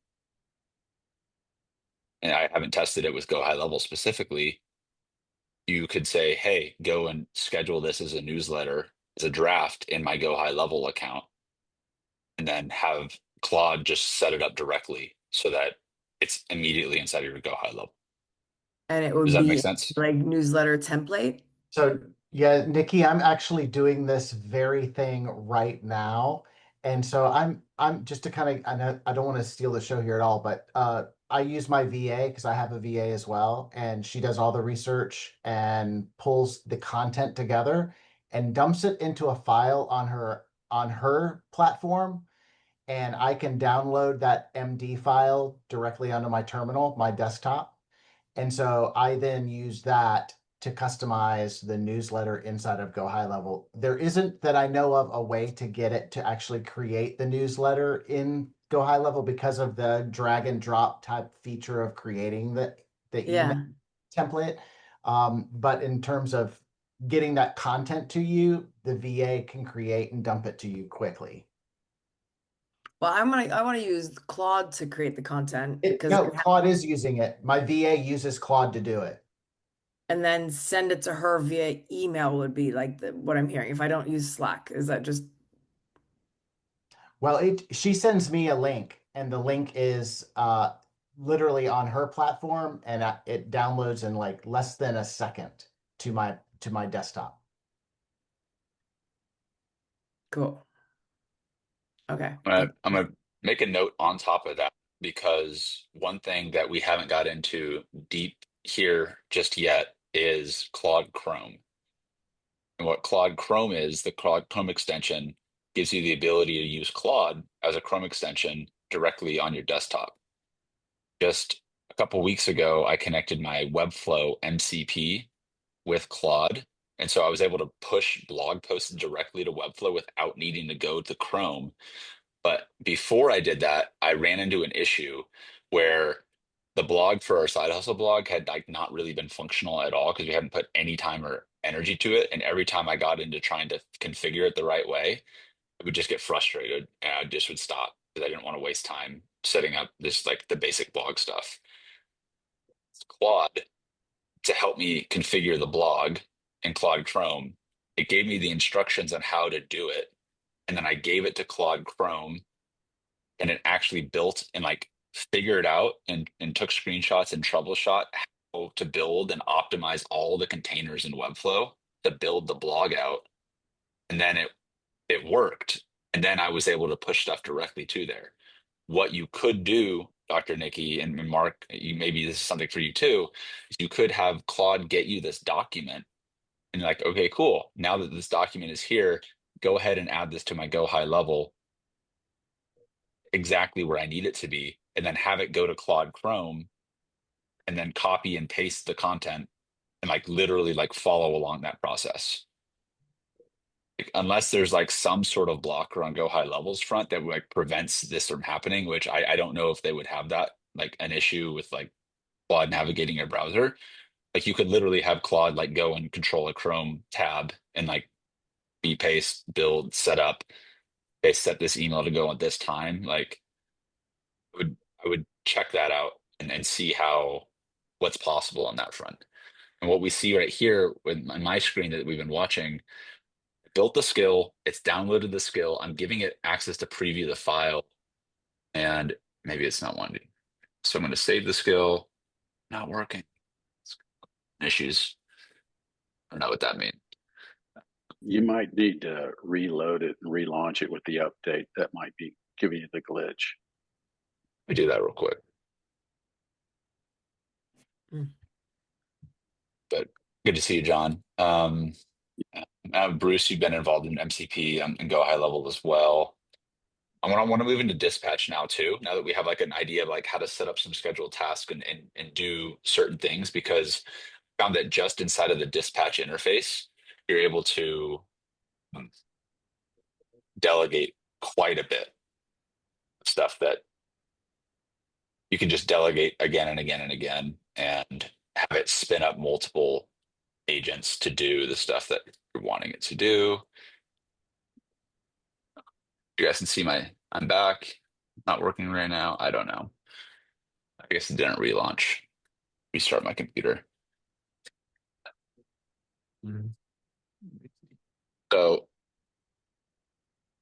segment now on dispatch, because we talked about getting your project set up. Everyone here has gone through getting their AI chief of staff, like the plugin installed. You can build new skills on it. You can continue to expand on those skills inside of the folder you're working on. You can add them to your Claude account directly. And what happens whenever you want to go and like hang out with the family or get away from the computer, and then you have an idea that you want to delegate to Claude, or you just want to go to the gym, but you want to keep working with your assistant to do stuff and manage stuff that you got going on. Just before this call, like you can see I'm not going to scroll all the way through all of my history on this dispatch. I've been working on feedback loop that will, and you guys will see the actual result of like what I was working on before this workshop. And thanks, Big Jason, for the idea of not just like getting a feedback for like how the workshop went, but also like what skill do you want to learn how to build next? And so I built a form, set up a form with Google Forms, and I set up a Google Sheet, and then I set up a Google App script that syncs up with my Slack channel and then my Obsidian. So every time, and this is after this workshop, you guys submit the stuff. It'll be my first time testing out this specific workflow. You'll submit your feedback, you'll submit the skills that you want to build next.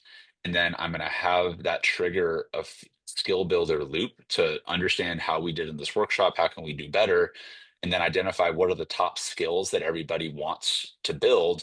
And then I'm going to have my skill building agent, my chief of staff skill building agent, like identified that's the skill that we should be building, and then wait for my command to execute the actual skill development of that so that we can bring that back on like a Tuesday workshop and help you guys install additional skills in that regard. I see that. And again, like, thank you, Big Jason, for the idea on that. But like, think about what that could do for like your, like, if you work with coaching clients or consulting clients and you're gathering feedback that like, wouldn't it be cool if like we could do this, or could you help me do this, or I'd love to be able to do this. There's still like steps that would need to be taken from someone submitting an idea to then actually building out a workflow that could be useful by them. Claude was just helping me set the stuff up, and I was just talking with it inside of Dispatch, and it was going and configuring, writing the Google App Script code, and now I could say like, what was another thing that we were talking about, like email assistant, like management, so checking your email inboxes daily, flagging like key things that you want to stay on top of for your projects that you're managing.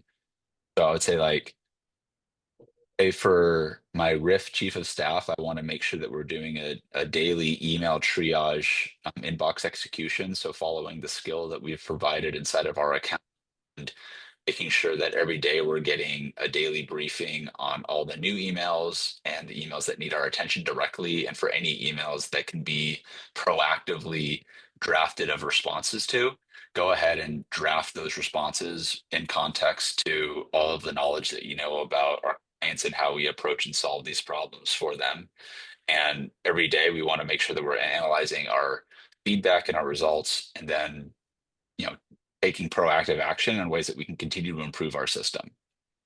Something I've been asking it more and more is like, as I'm getting it stuff, I'm like, find a way that we can maybe even make this better. And then like, let's make it better, and let's update our memory to make sure that every single time we do this, we're learning from it and that we're building on top of it. And it's just something that I'm getting in the habit of interacting with my assistant and like having it updating my Obsidian knowledge base so that it is like, oh, and by the way, today or at an afternoon you have a client, pitch for this offer that you put out there. I just want to make sure you're prepared for that. And also you have the workshop that you're hosting. Also, you have these 3 action items that are overdue from 4 days ago. Are those still relevant to you? I'm like, oh, I missed that because I was on the road and I didn't do something and it needed my attention. And so, I just was like, okay, cool. But that stuff is like in the consistent reminders for stuff I need to stay on top of. And so now when I'm in dispatch, I can have this happening. I'm not going to walk away from y'all here, but if I wanted to go for a walk and I wanted to like build out this side of a chief of staff and like refine this skill, I could just open up my Claude on desktop on my app. And when you open it up on your app and you open up, I don't know if you guys can't see it because of my cool background, Zoom, um, you sync it with your Claude desktop. And now you have it as like a remote control on your phone. So, again, as long as like your computer's operating and Claude is on, you can talk with it anywhere. Maybe that's where it makes sense to have a Mac Mini running 24/7 with all of this stuff, and you're doing it there. Or, I mean, I don't just keep my computer on overnight, but if I wake up in the morning, say, hey, run a morning brief, it'll just go do that while I'm making coffee or going for a walk or doing something of that nature. But often and now it's coming up with a blocker right here for what it needs to do, and it's giving me all the instructions for how to build it inside of the CV connectors in the registry. Let's go to tab. Sorry, ready for inbox. I'm just gonna say but with the thing I was going to say was with Granola, we talked a little bit about Granola being like an AI meeting note taker. I'll go for like a morning walk and like I'll talk with myself as if I were talking like delegating to a chief of staff person.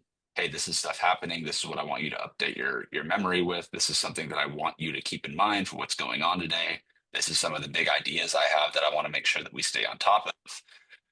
The Granola translate like whatever I'm saying right there. And then by the time I'm back home from finishing my call with Granola, I can open up Claude and I can say, hey, via the Granola MCP, pull in this executive brief from the morning walk and like execute the action items that are on there.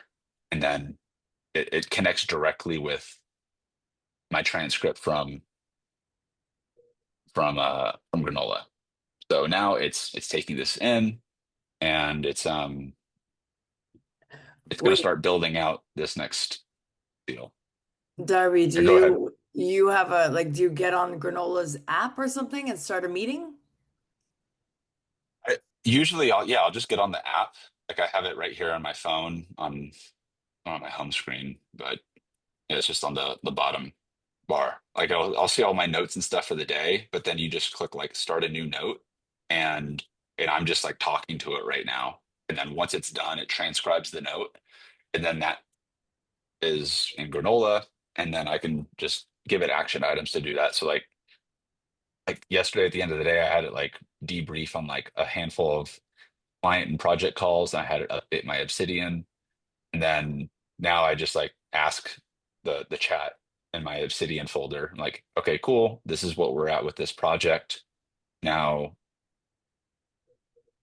make sure that I stay on top of these are like the key priority type of things. And then it'll either create a recurring scheduled task for it, or it'll like make sure that every day that I'm staying on top of it if I'm instructing it to follow that type of. Ali said, does our laptop need to be using dispatch? I think I missed that part. Yeah, it does. So you have to have your Claude desktop on the app in order to use dispatch. At least for me, it gives me a way to not have to be sitting down at the laptop if I want to continue like a thought beyond, just working inside of Claude Code or send something to it, Cowork. But speaking of Claude Code, all the work that we're doing here in Claude Cowork is using a lot of the same technology that Claude Code is built with. When you say like, I have an app idea that I want to start building, and I actually want to like build and develop it out. Claude Cowork will actually like help spin up a Claude Code project, and then you pretty much just need to set up a GitHub repository that you want to build all of the code in. And like, for those not familiar with GitHub, it's just where you store all of your code that you can access. You can keep it private so that only you have access to it, and then you can use tools like Netlify or Vercel to deploy it. But Claude Code, my coworker can actually send tasks for me to start to build out and develop things inside of Claude Cowork. And so, if anyone has seen like the GenAI University website from this week, spent some time using Claude Cowork to kind of like refine like and do some research on the idea that we were going to be doing. And then I created a Claude Code project, basically built all the code for now is our current website. And I just copied and pasted the HTML inside of Webflow, and like there it was. It took iterations back and forth and working with it, and a lot more like code specific type of things. But like the more that I've gotten comfortable with using Claude Cowork and like where this fits into my workflow, it the less time I'm spending with Claude Code right now, just because a lot of the stuff that I'm building, if I'm building like email inbox management, communications, and that type of thing, I could just talk to and create the things that I need with dispatch inside of Cowork, and then I'll migrate them over to code and start to like build an app. The situation calls for it. Some people may just like be super comfortable with Claude Code too, and just run with it. And I think with Claude Code, you also have the ability now to use dispatch, and so you could use Claude Code in the same way that they were using dispatch. So you can like delegate a coding project. Like Bakuvi, if you had an idea for like a say calculator that you didn't want to take Franco's time away from to focus on, but you're like, oh, this would be really cool if we could build this for say so. And then you just had an idea, like you could initiate that inside of dispatch and then start to build out a repo that you could then share with the dev team later on down the road whenever you've refined the idea. Understand better, you say move to a project from cowork to code to develop. Yeah, like if you're gonna like build an app of any sort and like code anything that you're gonna want to like deploy, I would say that Claude Code is still the best place to work and build that. But for like everyday use of stuff, not needing to like build out technical. I mean, that's my approach with it anyway. I'm sure there's other opinions about how you could potentially use either of them, but I find that Claude Code, when you're working directly inside of it for an active project, is still going to perform better for building out all the code. Uval. Darby, this is awesome. I have the chief of staff set up as in the Say So project, and the question is, if I have two projects, so I have one for Anderson Real Estate Group, one for Say So, can I ask the Anderson Group project to also customize the AI chief of staff, and it would have its own separate instructions or knowledge base for Anderson Group, and then the Say So one would remain untouched as long as it's in different folders on my desktop? Can you repeat that one more time? So Yeah. you have two distinct projects, right? Anderson Group, and you have so. Yep. Yep. And so the question is, can I ask inside the Anderson Group project to customize the chief of staff, and then I can have the chief of staff for Anderson Group and then chief of staff for Say So? Yes. Cool. Sweet. So just to clarify, by asking the Anderson Group project customize the AI COS, it would be a completely like new set of instructions that Say So's AI chief of staff would not adjust its settings to the new ones in Anderson Group. I think so. Cool. Could be a little wrong with. I mean, I'm wrong a lot. Try to my best to not be wrong, but definitely don't know everything with how these tools operate. I'll let you know. But No. if there's not like an easy way for me to change the name of the AI COS, or has anyone done this? I'm just curious. Like Big Jason, I don't know if you have if you're able to come off, because I know you have had a similar situation where you've built like a Claude bot for multiple different clients, and so you found it made sense to have distinct different Claude Yo. bots. Any input or any thoughts on that? Um, yeah. I just tell Claude that I want a project specific to X, Y, or and Z. So I have like so in Cloud Code I have BEM, breakthrough email marketing. That's the main one, and then TFH for truly free home is under that. Guitar method mastery is under that, as they're all as projects underneath. But the main vault is BEM, and they can all utilize skills, all the skills that I install. And yeah, and Claude will actually, if you want to focus on one client, Claude will actually create a kind of like a redirect for you. So like I just type in BEM, then it directly goes into my main master BEM project. If I type in GMM when I in terminal, it'll load Claude directly into my BEM project. Are you using Obsidian still for your Yep. local? Yeah. Yeah. Yep.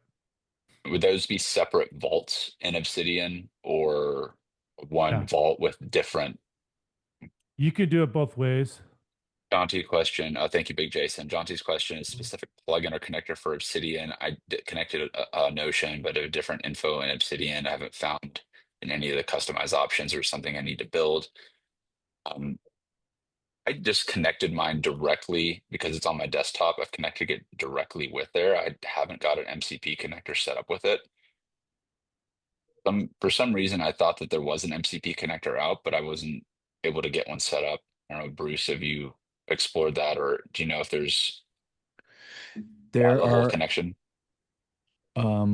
for Obsidian Cloud Code MCP. Is that what is Yeah. the question? Yes. So yes, there are a couple different community ones, but frankly, you don't need it. Because if you're running on desktop, you're reading and writing everything directly to your local MD files, so it doesn't really need it. There is, however, an Obsidian CLI that's now available. So if you're running Claude Code, you can just tell it to run CLI commands, and that will save you tokens in Claude. If you want it to, search the vault and do some things like that. But you really don't even need it. Claude Code just reading and writing your local files. I did find that it was useful for me to go into Obsidian and enable some of the viewing software so that I could see like PDF. It could show me PDFs, and it could also, I added like a JSON reader. So if I'm looking at a file in Obsidian and it's got, more than Markdown, it's got PDFs and docx's and JSONs, then while I'm in Obsidian, I can read those files and not have to go find them on my Finder and open up another app to view it. So I just like working all in the Obsidian environment when I'm, looking and trying to read things, just because it's easier to read than trying to jump back and forth. But like I said, you really don't need it to work with Claude Code, because it just read and writes natively to your local files. Thanks, Bruce. I was one of the reasons I was starting to use Notion for a lot of this stuff, and then I realized that I was getting frustrated because sometimes like the Notion MCP just didn't work, and I was like, I don't want to be handcuffed if like Notion MCP is giving me trouble, but that's where everything is stored. And so that's why I started making the migration to Obsidian, and it took a little bit of work to get the initial Obsidian set up. I worked with Claude to help me getting it set up and getting it off the ground. And then once Obsidian was working, now and I would just update and modify and edit things there. And so now I have like the operations brain. I have what they call it, like a soul file that I made to give it kind of like a personality, how it should respond and act, and understand what it is supposed to be doing on a day-to-day basis. And then those files for the persistent memory, so that every day when I'm getting new information, Yeah, back George's yeah. George's Oh, go chat ahead. post was spot on there. Kind of Okay. echoed what I said directly. And a lot of the challenges of learning Obsidian before AI were like, how do I want to set up my vault? How do I organize it? Just a lot of the stuff about getting around was challenging in organization. Now with Claude Code, you just tell it, I want to make a knowledge vault. I want to keep track of projects. I want to keep track of, some persistent business memory. I want to keep track of tasks. And it'll suggest a plan, and then you can adjust it and then say, go build my vault. So a lot of that stuff that was challenging before is super easy now when you have Claude Code or Claude Work, Cowork, either way. Yeah, and that's like again with like how fast I mean, I feel like just the last few months, even with like the ability for Claude to work within these tools and help me build, has been a big unlock for me because I would get stuck at trying to like build out my Notion or go and build an Obsidian. I was like, that sounds like hard for me to just wrap my head around. But then it's like, oh, well, now Claude can help you with writing instructions and building out all of that stuff. Like I'm just making sure that like I'm clear on the direction that I actually want it to go first. And like that's where like the architecture mindset comes in and like spending the majority of your time on like what does the system actually need to do? What's my goal? How do I want it to work for me? And it may not require hundreds of different skills to do that, especially if you're like, what are like the 2 to 3 things that you work best at? And like Becca, you were saying like if you could offload the stuff, and we were just talking before this call, um, like, oh, well, if I could actually not have to do the 80% of things that I don't want to do, and I could focus in my 20% of where my zone of genius is, like what are those to you? It's gonna be different for everybody, right? But like spending the time thinking through that, and like that's where like even like daily, if I like have like a busy week and I was like, man, this week was super stressful, or like this was like a crazy week, and like some really good things happened. Like I can talk to my granola and just be like, okay, here's what happened. Here's where I'm at. This is my thought process. What initiatives we have. This is the things that I'm contemplating. And then I can sync that directly with, my Claude and then adding it into my Obsidian and like give it like, hey, I need you to give me guardrails so that like, hey, for this next quarter, following my EOS, rocks that I'm doing this quarter, make sure I'm actually staying on track or flag stuff if it's coming up and it's keeping me off track. And also make sure that all of these key partners are like in constant communication with, and I'm not dropping the ball with who I need to be speaking out with. Like it can be as simple as that and just making sure that you stay on top of this stuff. But like proactive communication and having these things run daily scheduled tasks that like run based on like what happened yesterday, this is what happened today, here's what we need to do to move the needle forward tomorrow. For me, it helps keep me on track in a lot of ways and stay more focused on the things that I need to be focusing on. Bruce sharing a recent big aha, stop telling Claude what to do, instead tell it what I want in more detail. But for anything new, I always start with the plan mode before starting to execute. That's a good tip. Um, they have like the ability to plan versus executing, like build the plan out, refine it, ask yourself on it, audit yourself, find any holes in this plan that might be happening here. Like, I'm really glad that like the plugin worked for the majority of us here today. Obviously, there's some Claude stuff that was set up with it, but like I would even find with any AI stuff, it's like you run it through once, like, let's double check the work. Let's make sure that it actually produced the thing that we want versus just assuming it got it right the first time. Like it definitely didn't get this plugin structure set up right the first time in putting this together. It will get better more and more as I build more of these types of plugins and resources now that I've learned how to start and kind of go through the process. But if you're not having your AI, double check your AI and then giving it like another look and making sure that you're not missing something, then there are things that could just like slip through the cracks that you may want to still be aware of. Because at the end of the day, if your chief of staff goes and does something on your behalf, a human, and then it comes back to you because you told your chief of staff to go do something, and you're like, why did they do that? That's silly. like, well, so you're like, the responsibility still comes back to you, in my opinion. Like you're still the one that's like responsible for like how you're deploying these tools and how you're executing them. And I was listening to some people on, I was reading what some people were saying about like on social is like Dennis Yu was mentioning is like, it's like having Dennis Yu does like a bunch of SEO marketing stuff has for a long time. And one of the things he said that stuck out was like, it's like having the world's like smartest assistant and also at the same time the world's dumbest assistant that you can also train to get smarter too.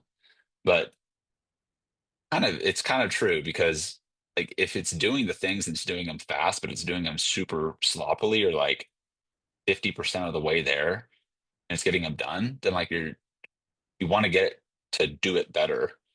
And if you give it examples of what good looks like, the chances of it producing those good results again and again are going to get better and better. But this is not like a set it and forget it type of thing. It's a every day, let's check back in. Let's see what ways that we can improve it, how you work and how you operate. And like if you write sales emails or you do like conversion copy or you write ads and you're putting out a bunch of just like generic like AI stuff that like you just decided to like not review before the AI is like putting it out there as you start building these tools and you wonder why like your conversions are it's like, let's take a look. What's your assistant actually putting out there? What's the content look like in the first place? Are you actually putting the right boundaries and constraints and the entire checks and balances in place to make it produce better content? It's an iterative process.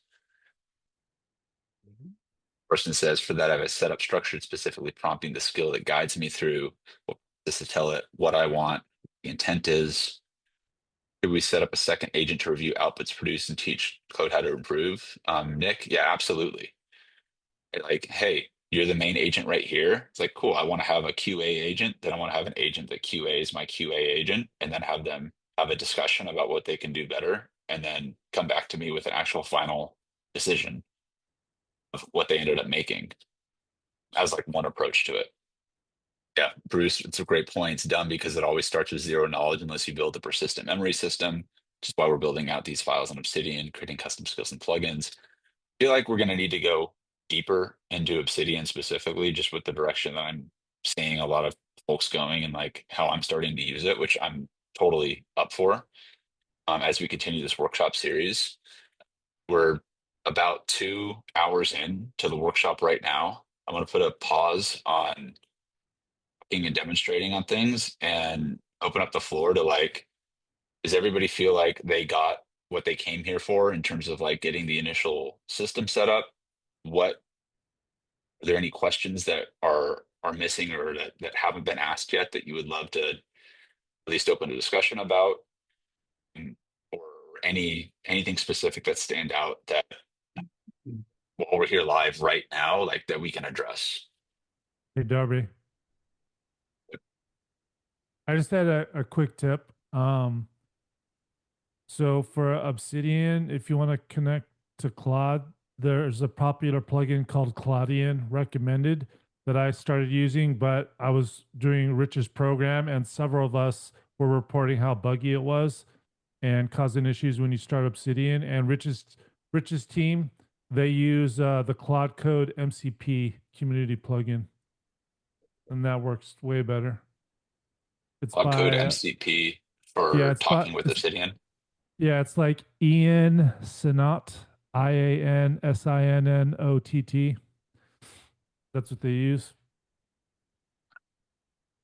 That's something you would put in your regular Claude account. No, in Obsidian under community plugins. Got it. Yep. Just FYI. Thanks for the tip. All of this stuff will be in an extensive breakdown after this workshop as well. So if anyone wants to go back through and reference stuff, I believe that he is Bruce talking about the Rich Chef Friends Zenith program. I could be wrong. Mark. Yeah, I'm trying to take a step back and look at this as from a fresh perspective. I've been using Claude Chat for like ever, and it has built some really fantastic things for me. But looking at now it from a chief of staff perspective in Cowork, it seems like it's gone from like one dimensional to three dimensional, right?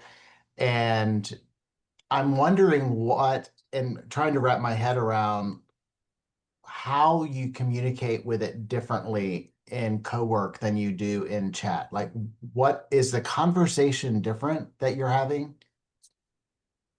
Can you just For, talk on that just for a little bit?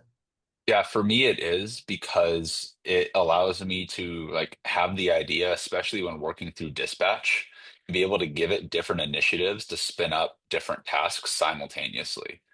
So rather than I said like the old way, but like not there's still plenty of a place to like work inside of chat for certain things. But the way I've been adapting my own use case with it personally was like having an executive brief meeting with myself and my granola assistant, right? Where I talk through stuff that's happening. I'll spend like 30 minutes on a Sunday talking through what happened this week, what's coming up next week, what are the things that I know I need to have like take action on, like stay on top of. And then I take that transcript and I'm talking through it in a way that I would talk to someone who I'm going to be like, cool, and get me 5 coffees, make sure they're all Frappuccino, but only black. And like, or whatever, like Devil Wears Prada, like CEO, like level stuff. Like, I'm just like, here, get this, get this, get this, get this, make sure we're on top of this.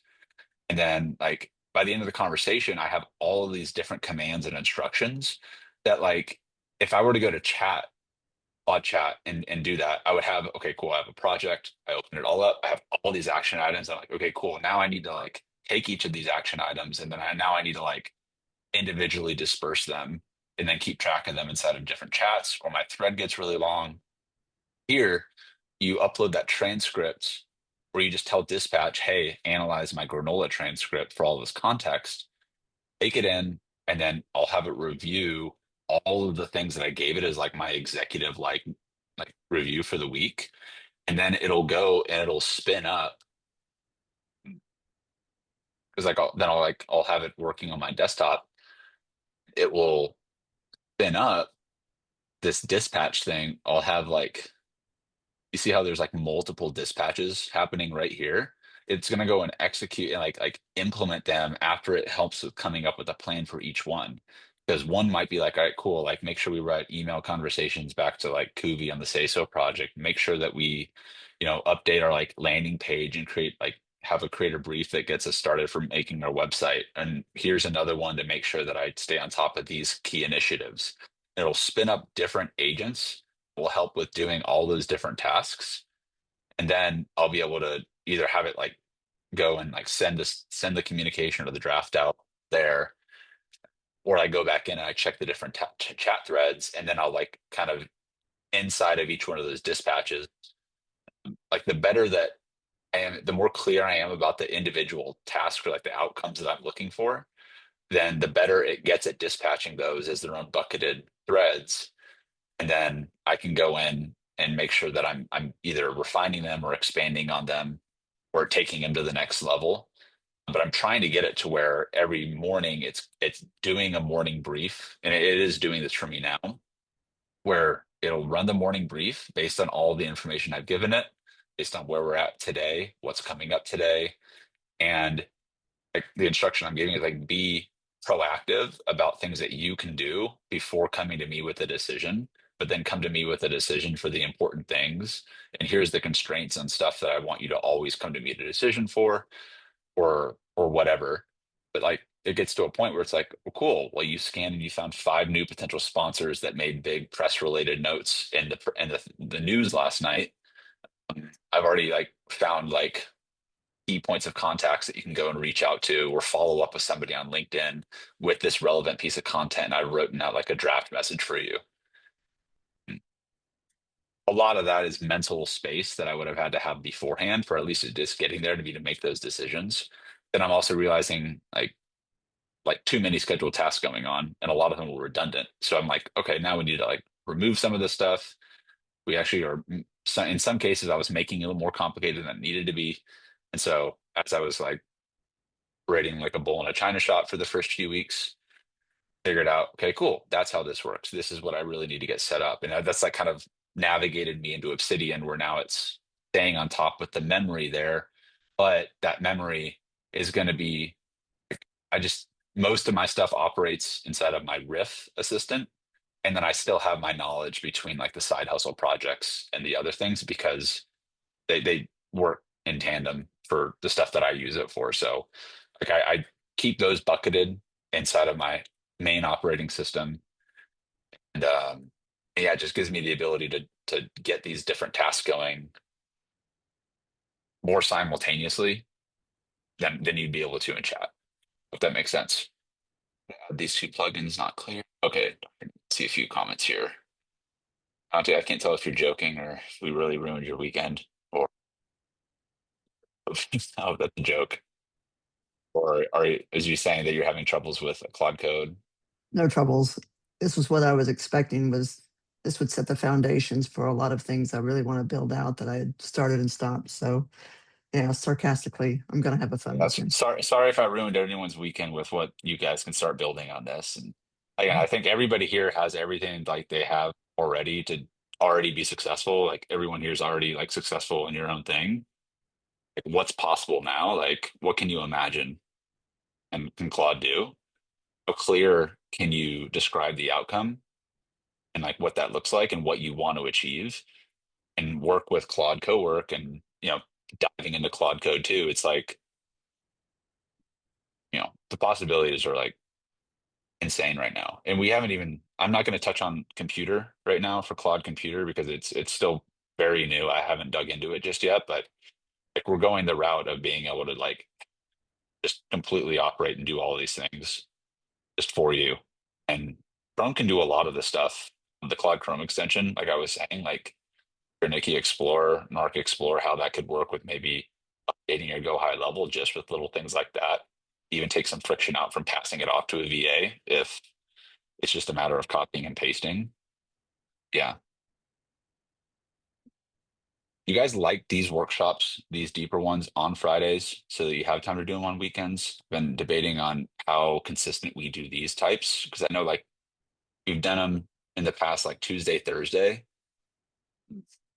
Also realize I end up building most of the time on the weekends too when I'm not getting bombarded with other stuff throughout the week that needs attention as well. Whisperflow is the voice dictation tool that I'm using. Fridays tend to be a little bit less busier, more time for like anything else coming up for anybody. Darby, I got a question. Yep. I think the answer is going to be no, but I want to ask in case anybody's figured it out. With these two different projects, right? So Anderson Group and Say So, two different Slack workspaces, two different Gmail workspaces. Am I able to connect these two different workspaces and am I able to connect individual workspaces to each project, or is it just at the account level for Claude, the specific MCP connections for the account instead of project specific? I haven't found a way to like connect two Gmails, different accounts in my account, like at least right now, just using one. Also haven't tried doing Zapier MCP connector that I connect different Gmails into. That's something I didn't mention earlier, but for any MCP that Gamma or not Gamma that like doesn't have natively in it, that you may be able to create a custom connector. You can also set up an MCP server inside of a tool like Zapier that you can route different things through. There's probably ways you can do this with Make and N8N, just knowing how the tech operates. Zapier is like more the easier interface to understand. Just it uses Zapier tokens every time that you use that. And so for Firecrawl, for example, I just wanted to plug it in connectly because that would burn all of my Zapiers running MCP. Might be a way you could approach it, is like setting up a Zapier MCP that if you're able to connect multiple Gmails inside of one tool there, it's possible.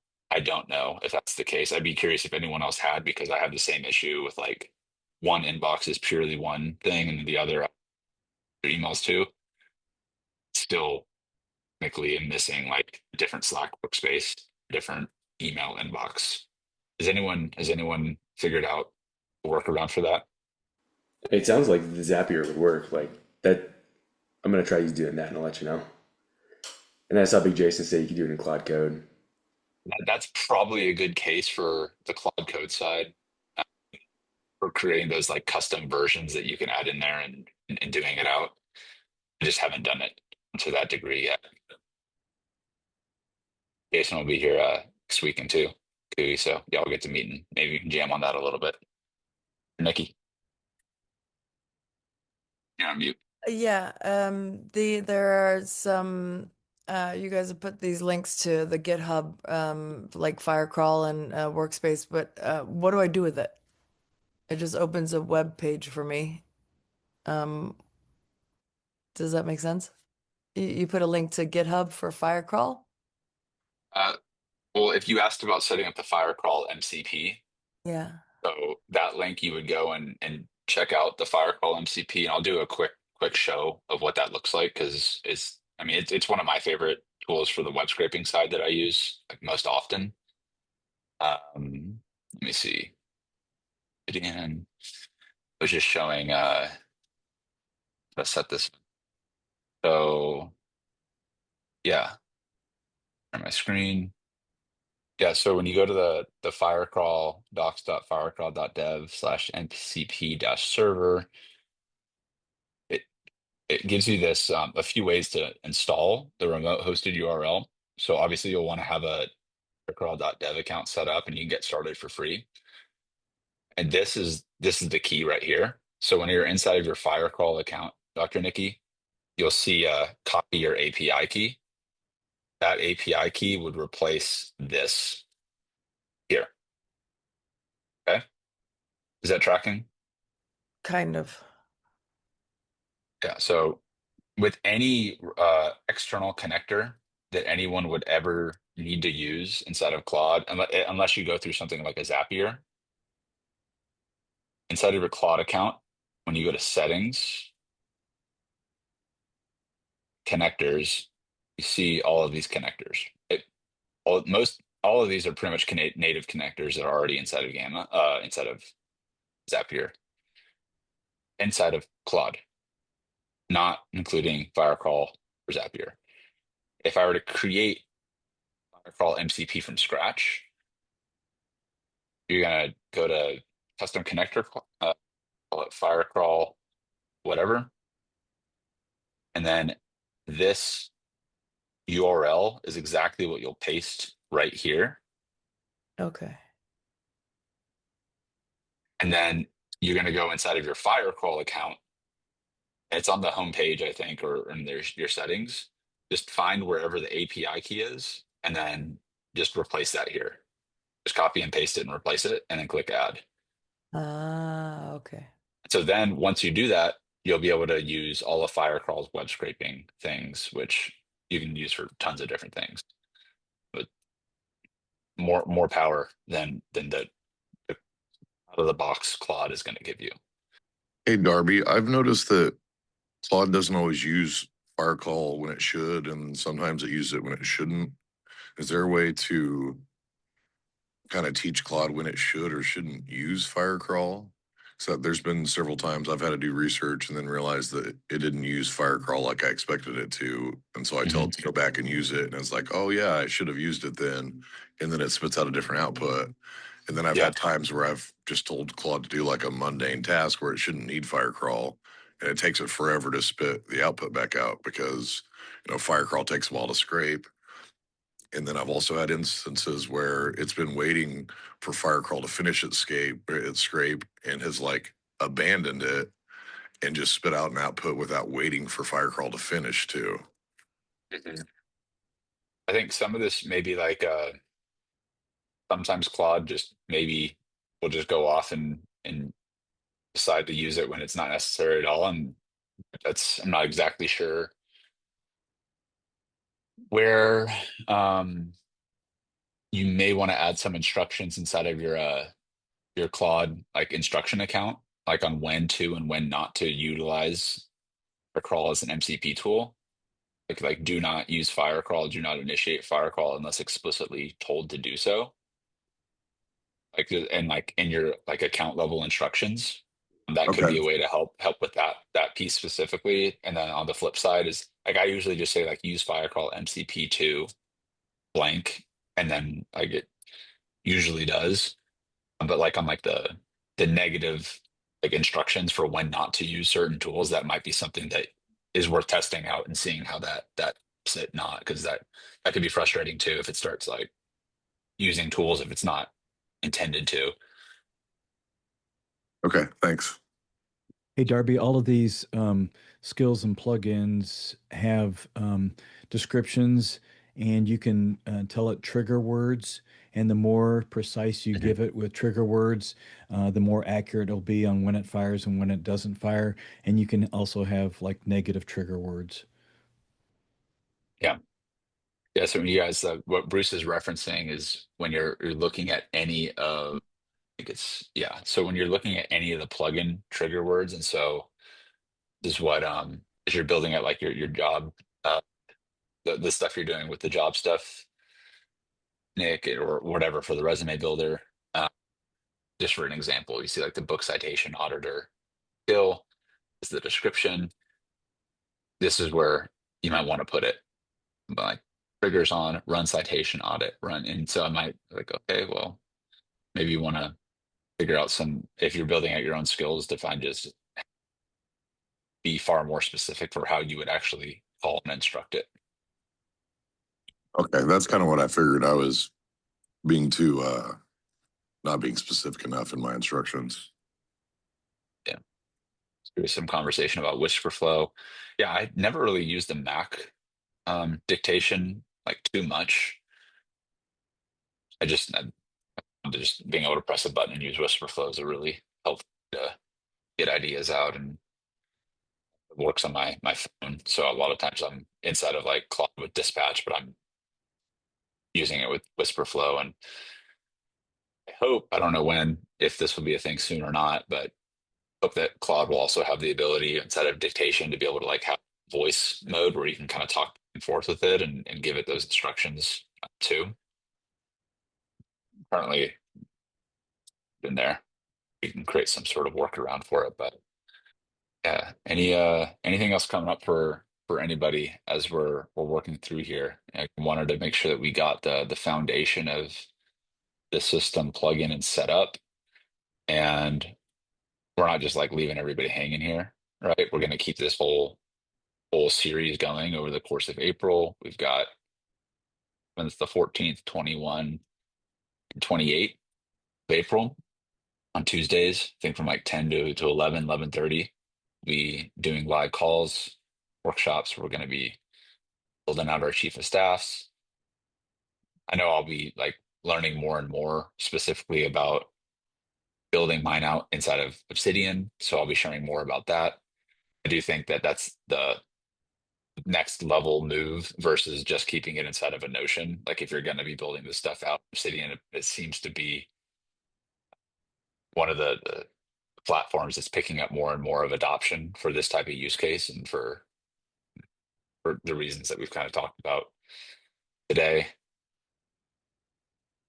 And then next Friday, I did schedule another workshop like this one for those who want to come back on next Friday and have your weekend ruin again. The fun stuff we're going to be covering. But like what's possible between like today and what we could be building out in like 7 days of building this chief of staff, and like what would that do if you could get your chief of staff to do that for you? And what could it free you up from doing right now that you're already doing, or what could you do more of without maybe scaling your time or scaling your headcount proportionally in the traditional sense? You're all welcome to go and hire VAs to do all this stuff. Not telling you not to. We'll say that this $200 max subscription eliminates the need for a lot of what I would have traditionally needed to hire stuff out before. But finding the spot inside of whatever you're doing, like if you're just a solo person running this stuff, then like obviously you need to build a business around how you operate. Or if you have a teammate that is going to be operating your Claude too, and you want to bring them in on these types of workshops and stuff, let me know. Because I think that having your team also trained up on this so that you're not just like going 500 miles ahead of them. And then you're like, aren't you guys using Claude? They're like, because you had us working on all this stuff all the time, you don't give us time to learn it. I mean, I've heard that before. And I think that that's something that people in our position running our businesses can get into, where we get excited and using and building these tools, but you don't necessarily want to leave your team behind if you want to keep them on and keep upskilling them with this stuff too. So like, how could what we did today also be customized and personalized to training your team too? It might just be one other person on your team. You might have a team of multiple people. Whoever is going to be operating these different systems, having that agentic CEO type of approach, is kind of why we're doing this and why we're adapting with how these tools are going. And if Obsidian does feel like a bear to set up, to quote John Lore, you can still set up a lot of these different systems and files and all the stuff that we're talking about here just on your folder, and have Claude update content and projects and stuff directly inside of your account. And then you can plug in Obsidian wherever you want to. It's kind of the cool thing I realized was like, I already built a lot of this stuff out, and then I just translated it into Obsidian when I was ready. But I didn't have to like redo a lot of the stuff that I'd already been spending time on building out on. So if it's simpler to just get it going on your machine locally, not worry about Obsidian, but keep it going there. Nick, I think of Claude as an ambitious employee that's excited to work for you and eager to please, but he needs a lot of direction until you get him trained in how you like things. That's a very good point, and it's something that I've heard in conversations coming up too, with like, how would you invest in hiring a normal human employee if you're not investing the time and the resources and like the training to make sure that they're doing their job right? Then you're not setting them up for success. And if they don't end up doing the things the way that you want them to be doing because you didn't teach them how to do it, then who's really to blame for that? Starting with Claude as a blank slate gives you a lot of opportunity to set up it to work with how you want it to work. And yeah, it takes time to do this type of stuff. Foundationally, like making sure you have a solid project, and then you have AICOS we got at least as a starting point today that you can start to build on, and then scheduling your own tasks, giving it additional skills for more customized and personalized to your business. Over time, it's going to compound. And yeah, once you get over that learning curve, then it's off to the races. And that's why we're doing the ongoing supportive workshops too, so that we can keep dialing the stuff in together. Got 30 more minutes. I don't want to hold anyone hostage here if everyone feels fulfilled from today. But if there are any other questions or any moments from today or anything that you would love more clarity on next time, let me know. Dr. Nikki. I feel like I want to know more. Like, I don't know. I'm like limited in my scope of what this can do. In terms of like what we just downloaded seemed like a beast, and I might ask it to do two things. I don't like I know how the full capacity, and so maybe like a list of examples of what kind of tasks I could ask it, or I don't know. It feels like I've got access to infinity, and I'm gonna use a percentage. It does feel like that. I mean, you kind of do at this point. I mean, it can do almost anything that you could think of if you set up and train it and figure out the right architecture to make it happen. Any one of those skills that are inside of the plugin, um, book research agent can help you with researching ideas for your book, right? That's like one thing that you may want to do. That's one idea of one skill that you could ask it to do if you wanted to go and research an idea for your next book. If you want to research like your target market or build a blueprint around like your ideal target audience, understand your ideal target audience better, use the buyer's blueprint skill. If You want to work on your content operations and streamlining your content calendar and building out a really structured content calendar that you stay on top of and ahead of with trending content. There's skills like content signal scanner that can help with trending content that you can create content around. You can create a skill that updates your content calendar to always keep you on top of it every day. But without like going in all the different directions, like ultimately it's like what are you spending the most time on right now?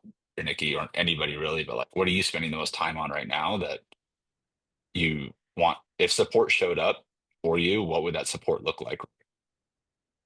It would be generating content and consistently posting new content and reaching out to potential partners or collaborators or people who want catering, for example.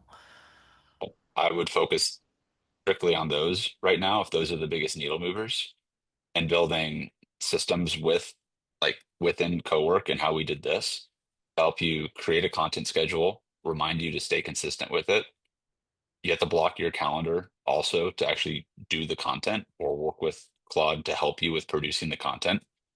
And then like using like Firecrawl and the chief of staff and being like, hey, I want to find these caterers in Austin and Kyle and Buda. I don't know how far out Austin you're going right now, but I just have it like create a master list of everyone that you'd want to be touching base with and building out, and then have it build like an outreach plan to like connect with all of them, emails, websites, LinkedIn, and then like go and initiate those conversations and have more of those conversations and like build those relationships, but have it help you with the research to go and find those people that you want to be really connecting with to do business with.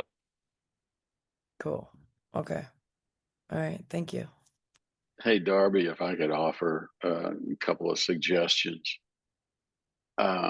What I did, so I don't know whether, Nikki, you got this, but I have a big set of knowledge-based documents that describe our company, our products and services, our pricing structure, our business model. I got a whole bunch of that set up in projects in Claude so that whenever I'm writing content, it immediately knows everything it needs to know about us. What I've done, and I think that's what Jim just suggested, is I took the document that Darby created that describes this entire process that he's created, and I just uploaded it into Claude, into the project that has all my information. And I said, give me the use cases for this and tell me specifically what I can do with this that makes sense for me, and ask me any questions that you might have to clarify. And so then it'll ask you, okay, well, tell me what you think you can use it for. But first I wanted it to tell me what the use cases are, and then I'll have it ask me questions, basically interviewing me about what of these makes sense. Does that make sense?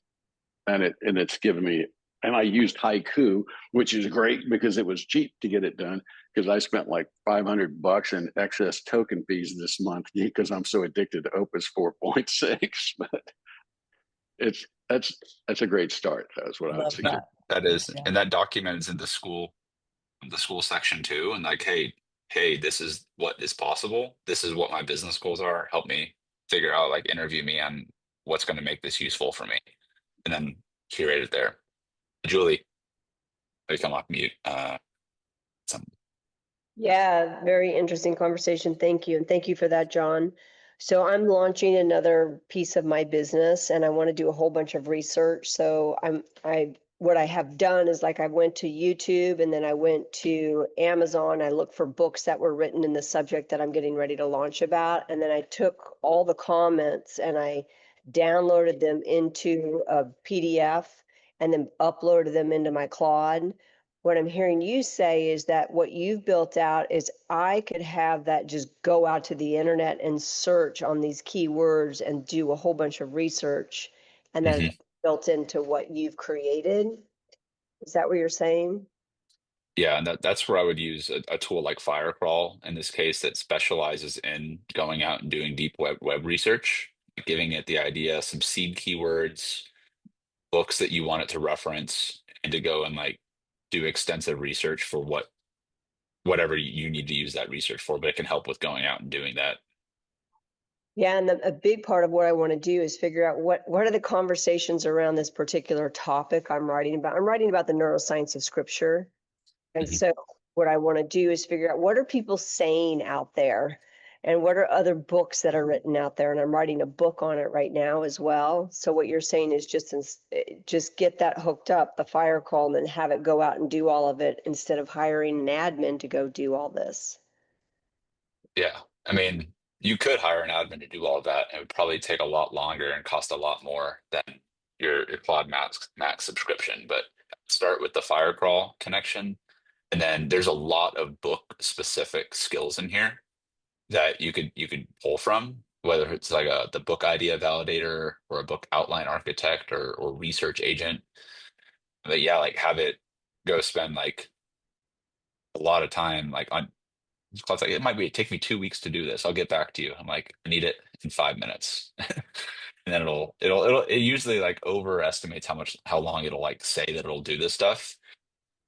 But yeah, like deep research on book topics and going finding, and I like to ask it to actually give me citations to what I want it to do.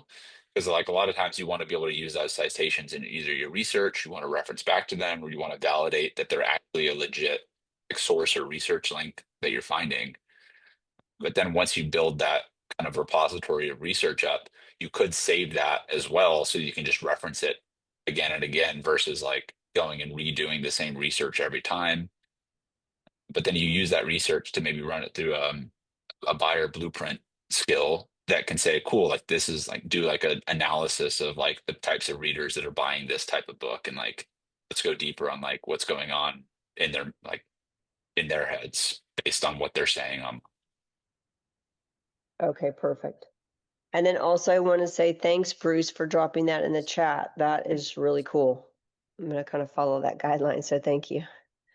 Yeah, such great tips, guys. I love the conversations that we've been able to kind of have here today and see how you guys are all using it. Obviously, some of y'all have been around for years with what we've been building here. So I'd love to see you guys all on the show live and some new folks here as well, tuning in and building during this time. So yeah, like it's really you can do so much with these tools. It can be overwhelming with how much you can do. And so like kind of like with like what we were saying with Dr. Nikki, with Julie, is like we're thinking about all the things here. It's like, well, like what actually would move the needle? If there was a question someone asked on like the New Year's Eve thing that we were like planning this past year. Someone was like, what if support showed up for you? What would support look like? I know like me and like other people may have a hard time asking for help, even though everybody needs help. You know, like we're all human. But like, what is if that thought process? Like that was a good question I've been contemplating in general. It's just like if support showed up, what would support look like for you? And for me, I was like, oh, it would be at that time. It was like, well, wanted to do a world tour hustle. You need like a agent and like a booking agent and someone to help me with managing all of the shows we're doing. And like that triggered some of the what you see is like a lot of the agents in here were like a spin-off of like what would that look like. My own personal like PR media chief of staff was helping with booking and communications and brand and sponsors and talent and all this stuff. And so, but once I got clear on what support actually looked like, then I could kind of work with Claude to help me with taking the steps to creating the skills and the sequences that I could run. And then once I did it once, this is where I was like, oh, Claude Code, I just did this once. Can we do this for 10 cities in the United States right now? And then I maxed out my usage very quickly by asking that question. And as John, you're racking up the credit usage. It's it's like, oh, you can do this once.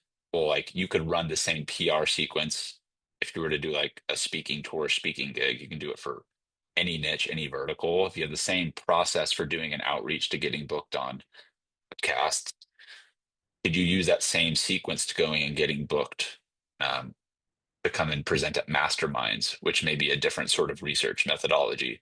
Who's running high level entrepreneur masterminds as opposed to who's running like entrepreneur focused podcasts, neuroscience focused podcasts versus this.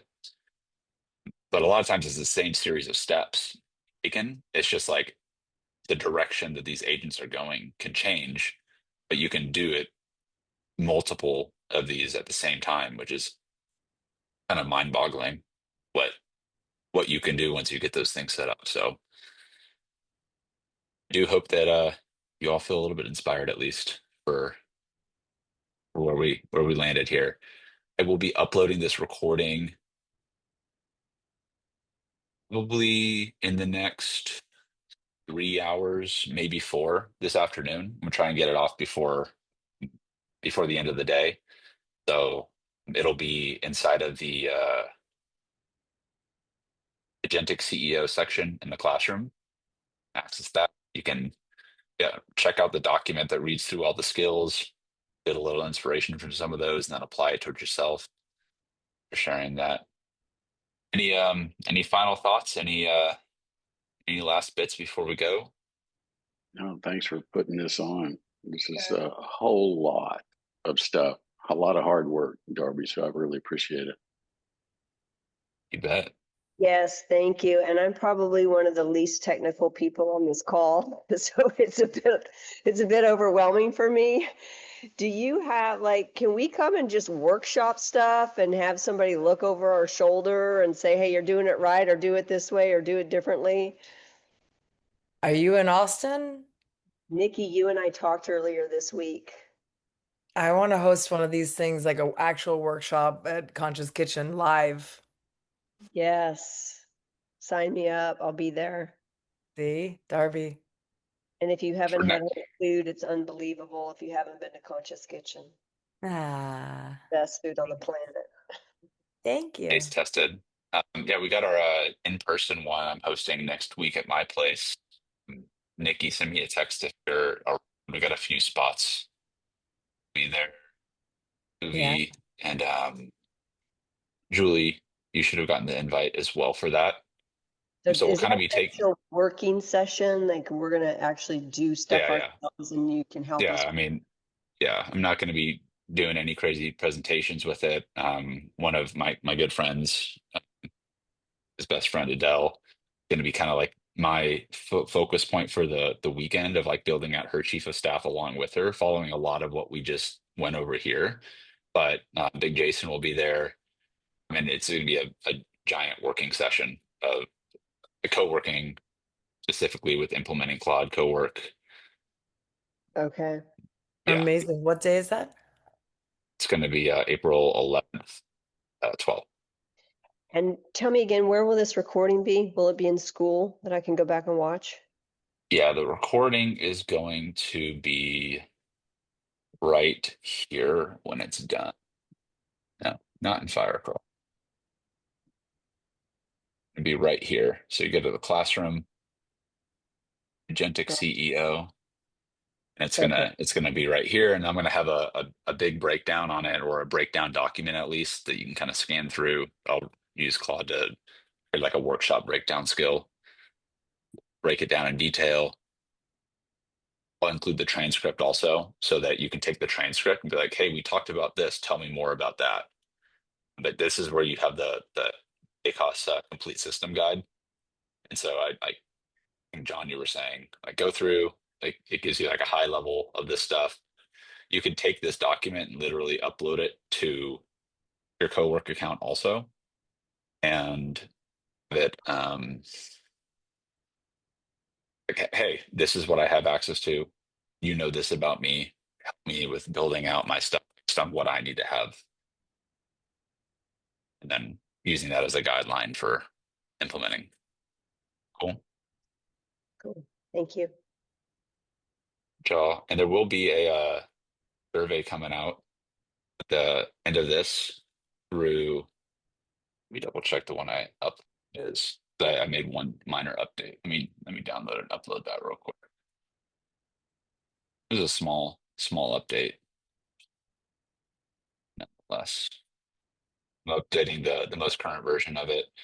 Dated Going to be a survey. If you guys do submit that, let me know what skill you want to learn next. It's going to help me test out the system for how we can kind of proactively build additional skills that we can share on the workshops. We have Tuesday coming up, the next 4 Tuesdays.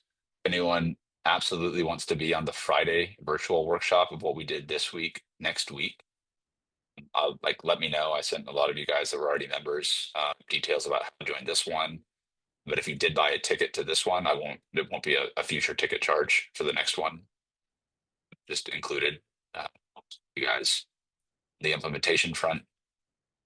Of course, if you found this useful and you know people that also find it useful for the workshop with them, then invite them in. It's more fun to build this stuff together with people that we know and keep learning from. Y'all, appreciate y'all, and see you guys on the other side. Have a great weekend. Thanks, Keep Darby. building. Cheers, y'all.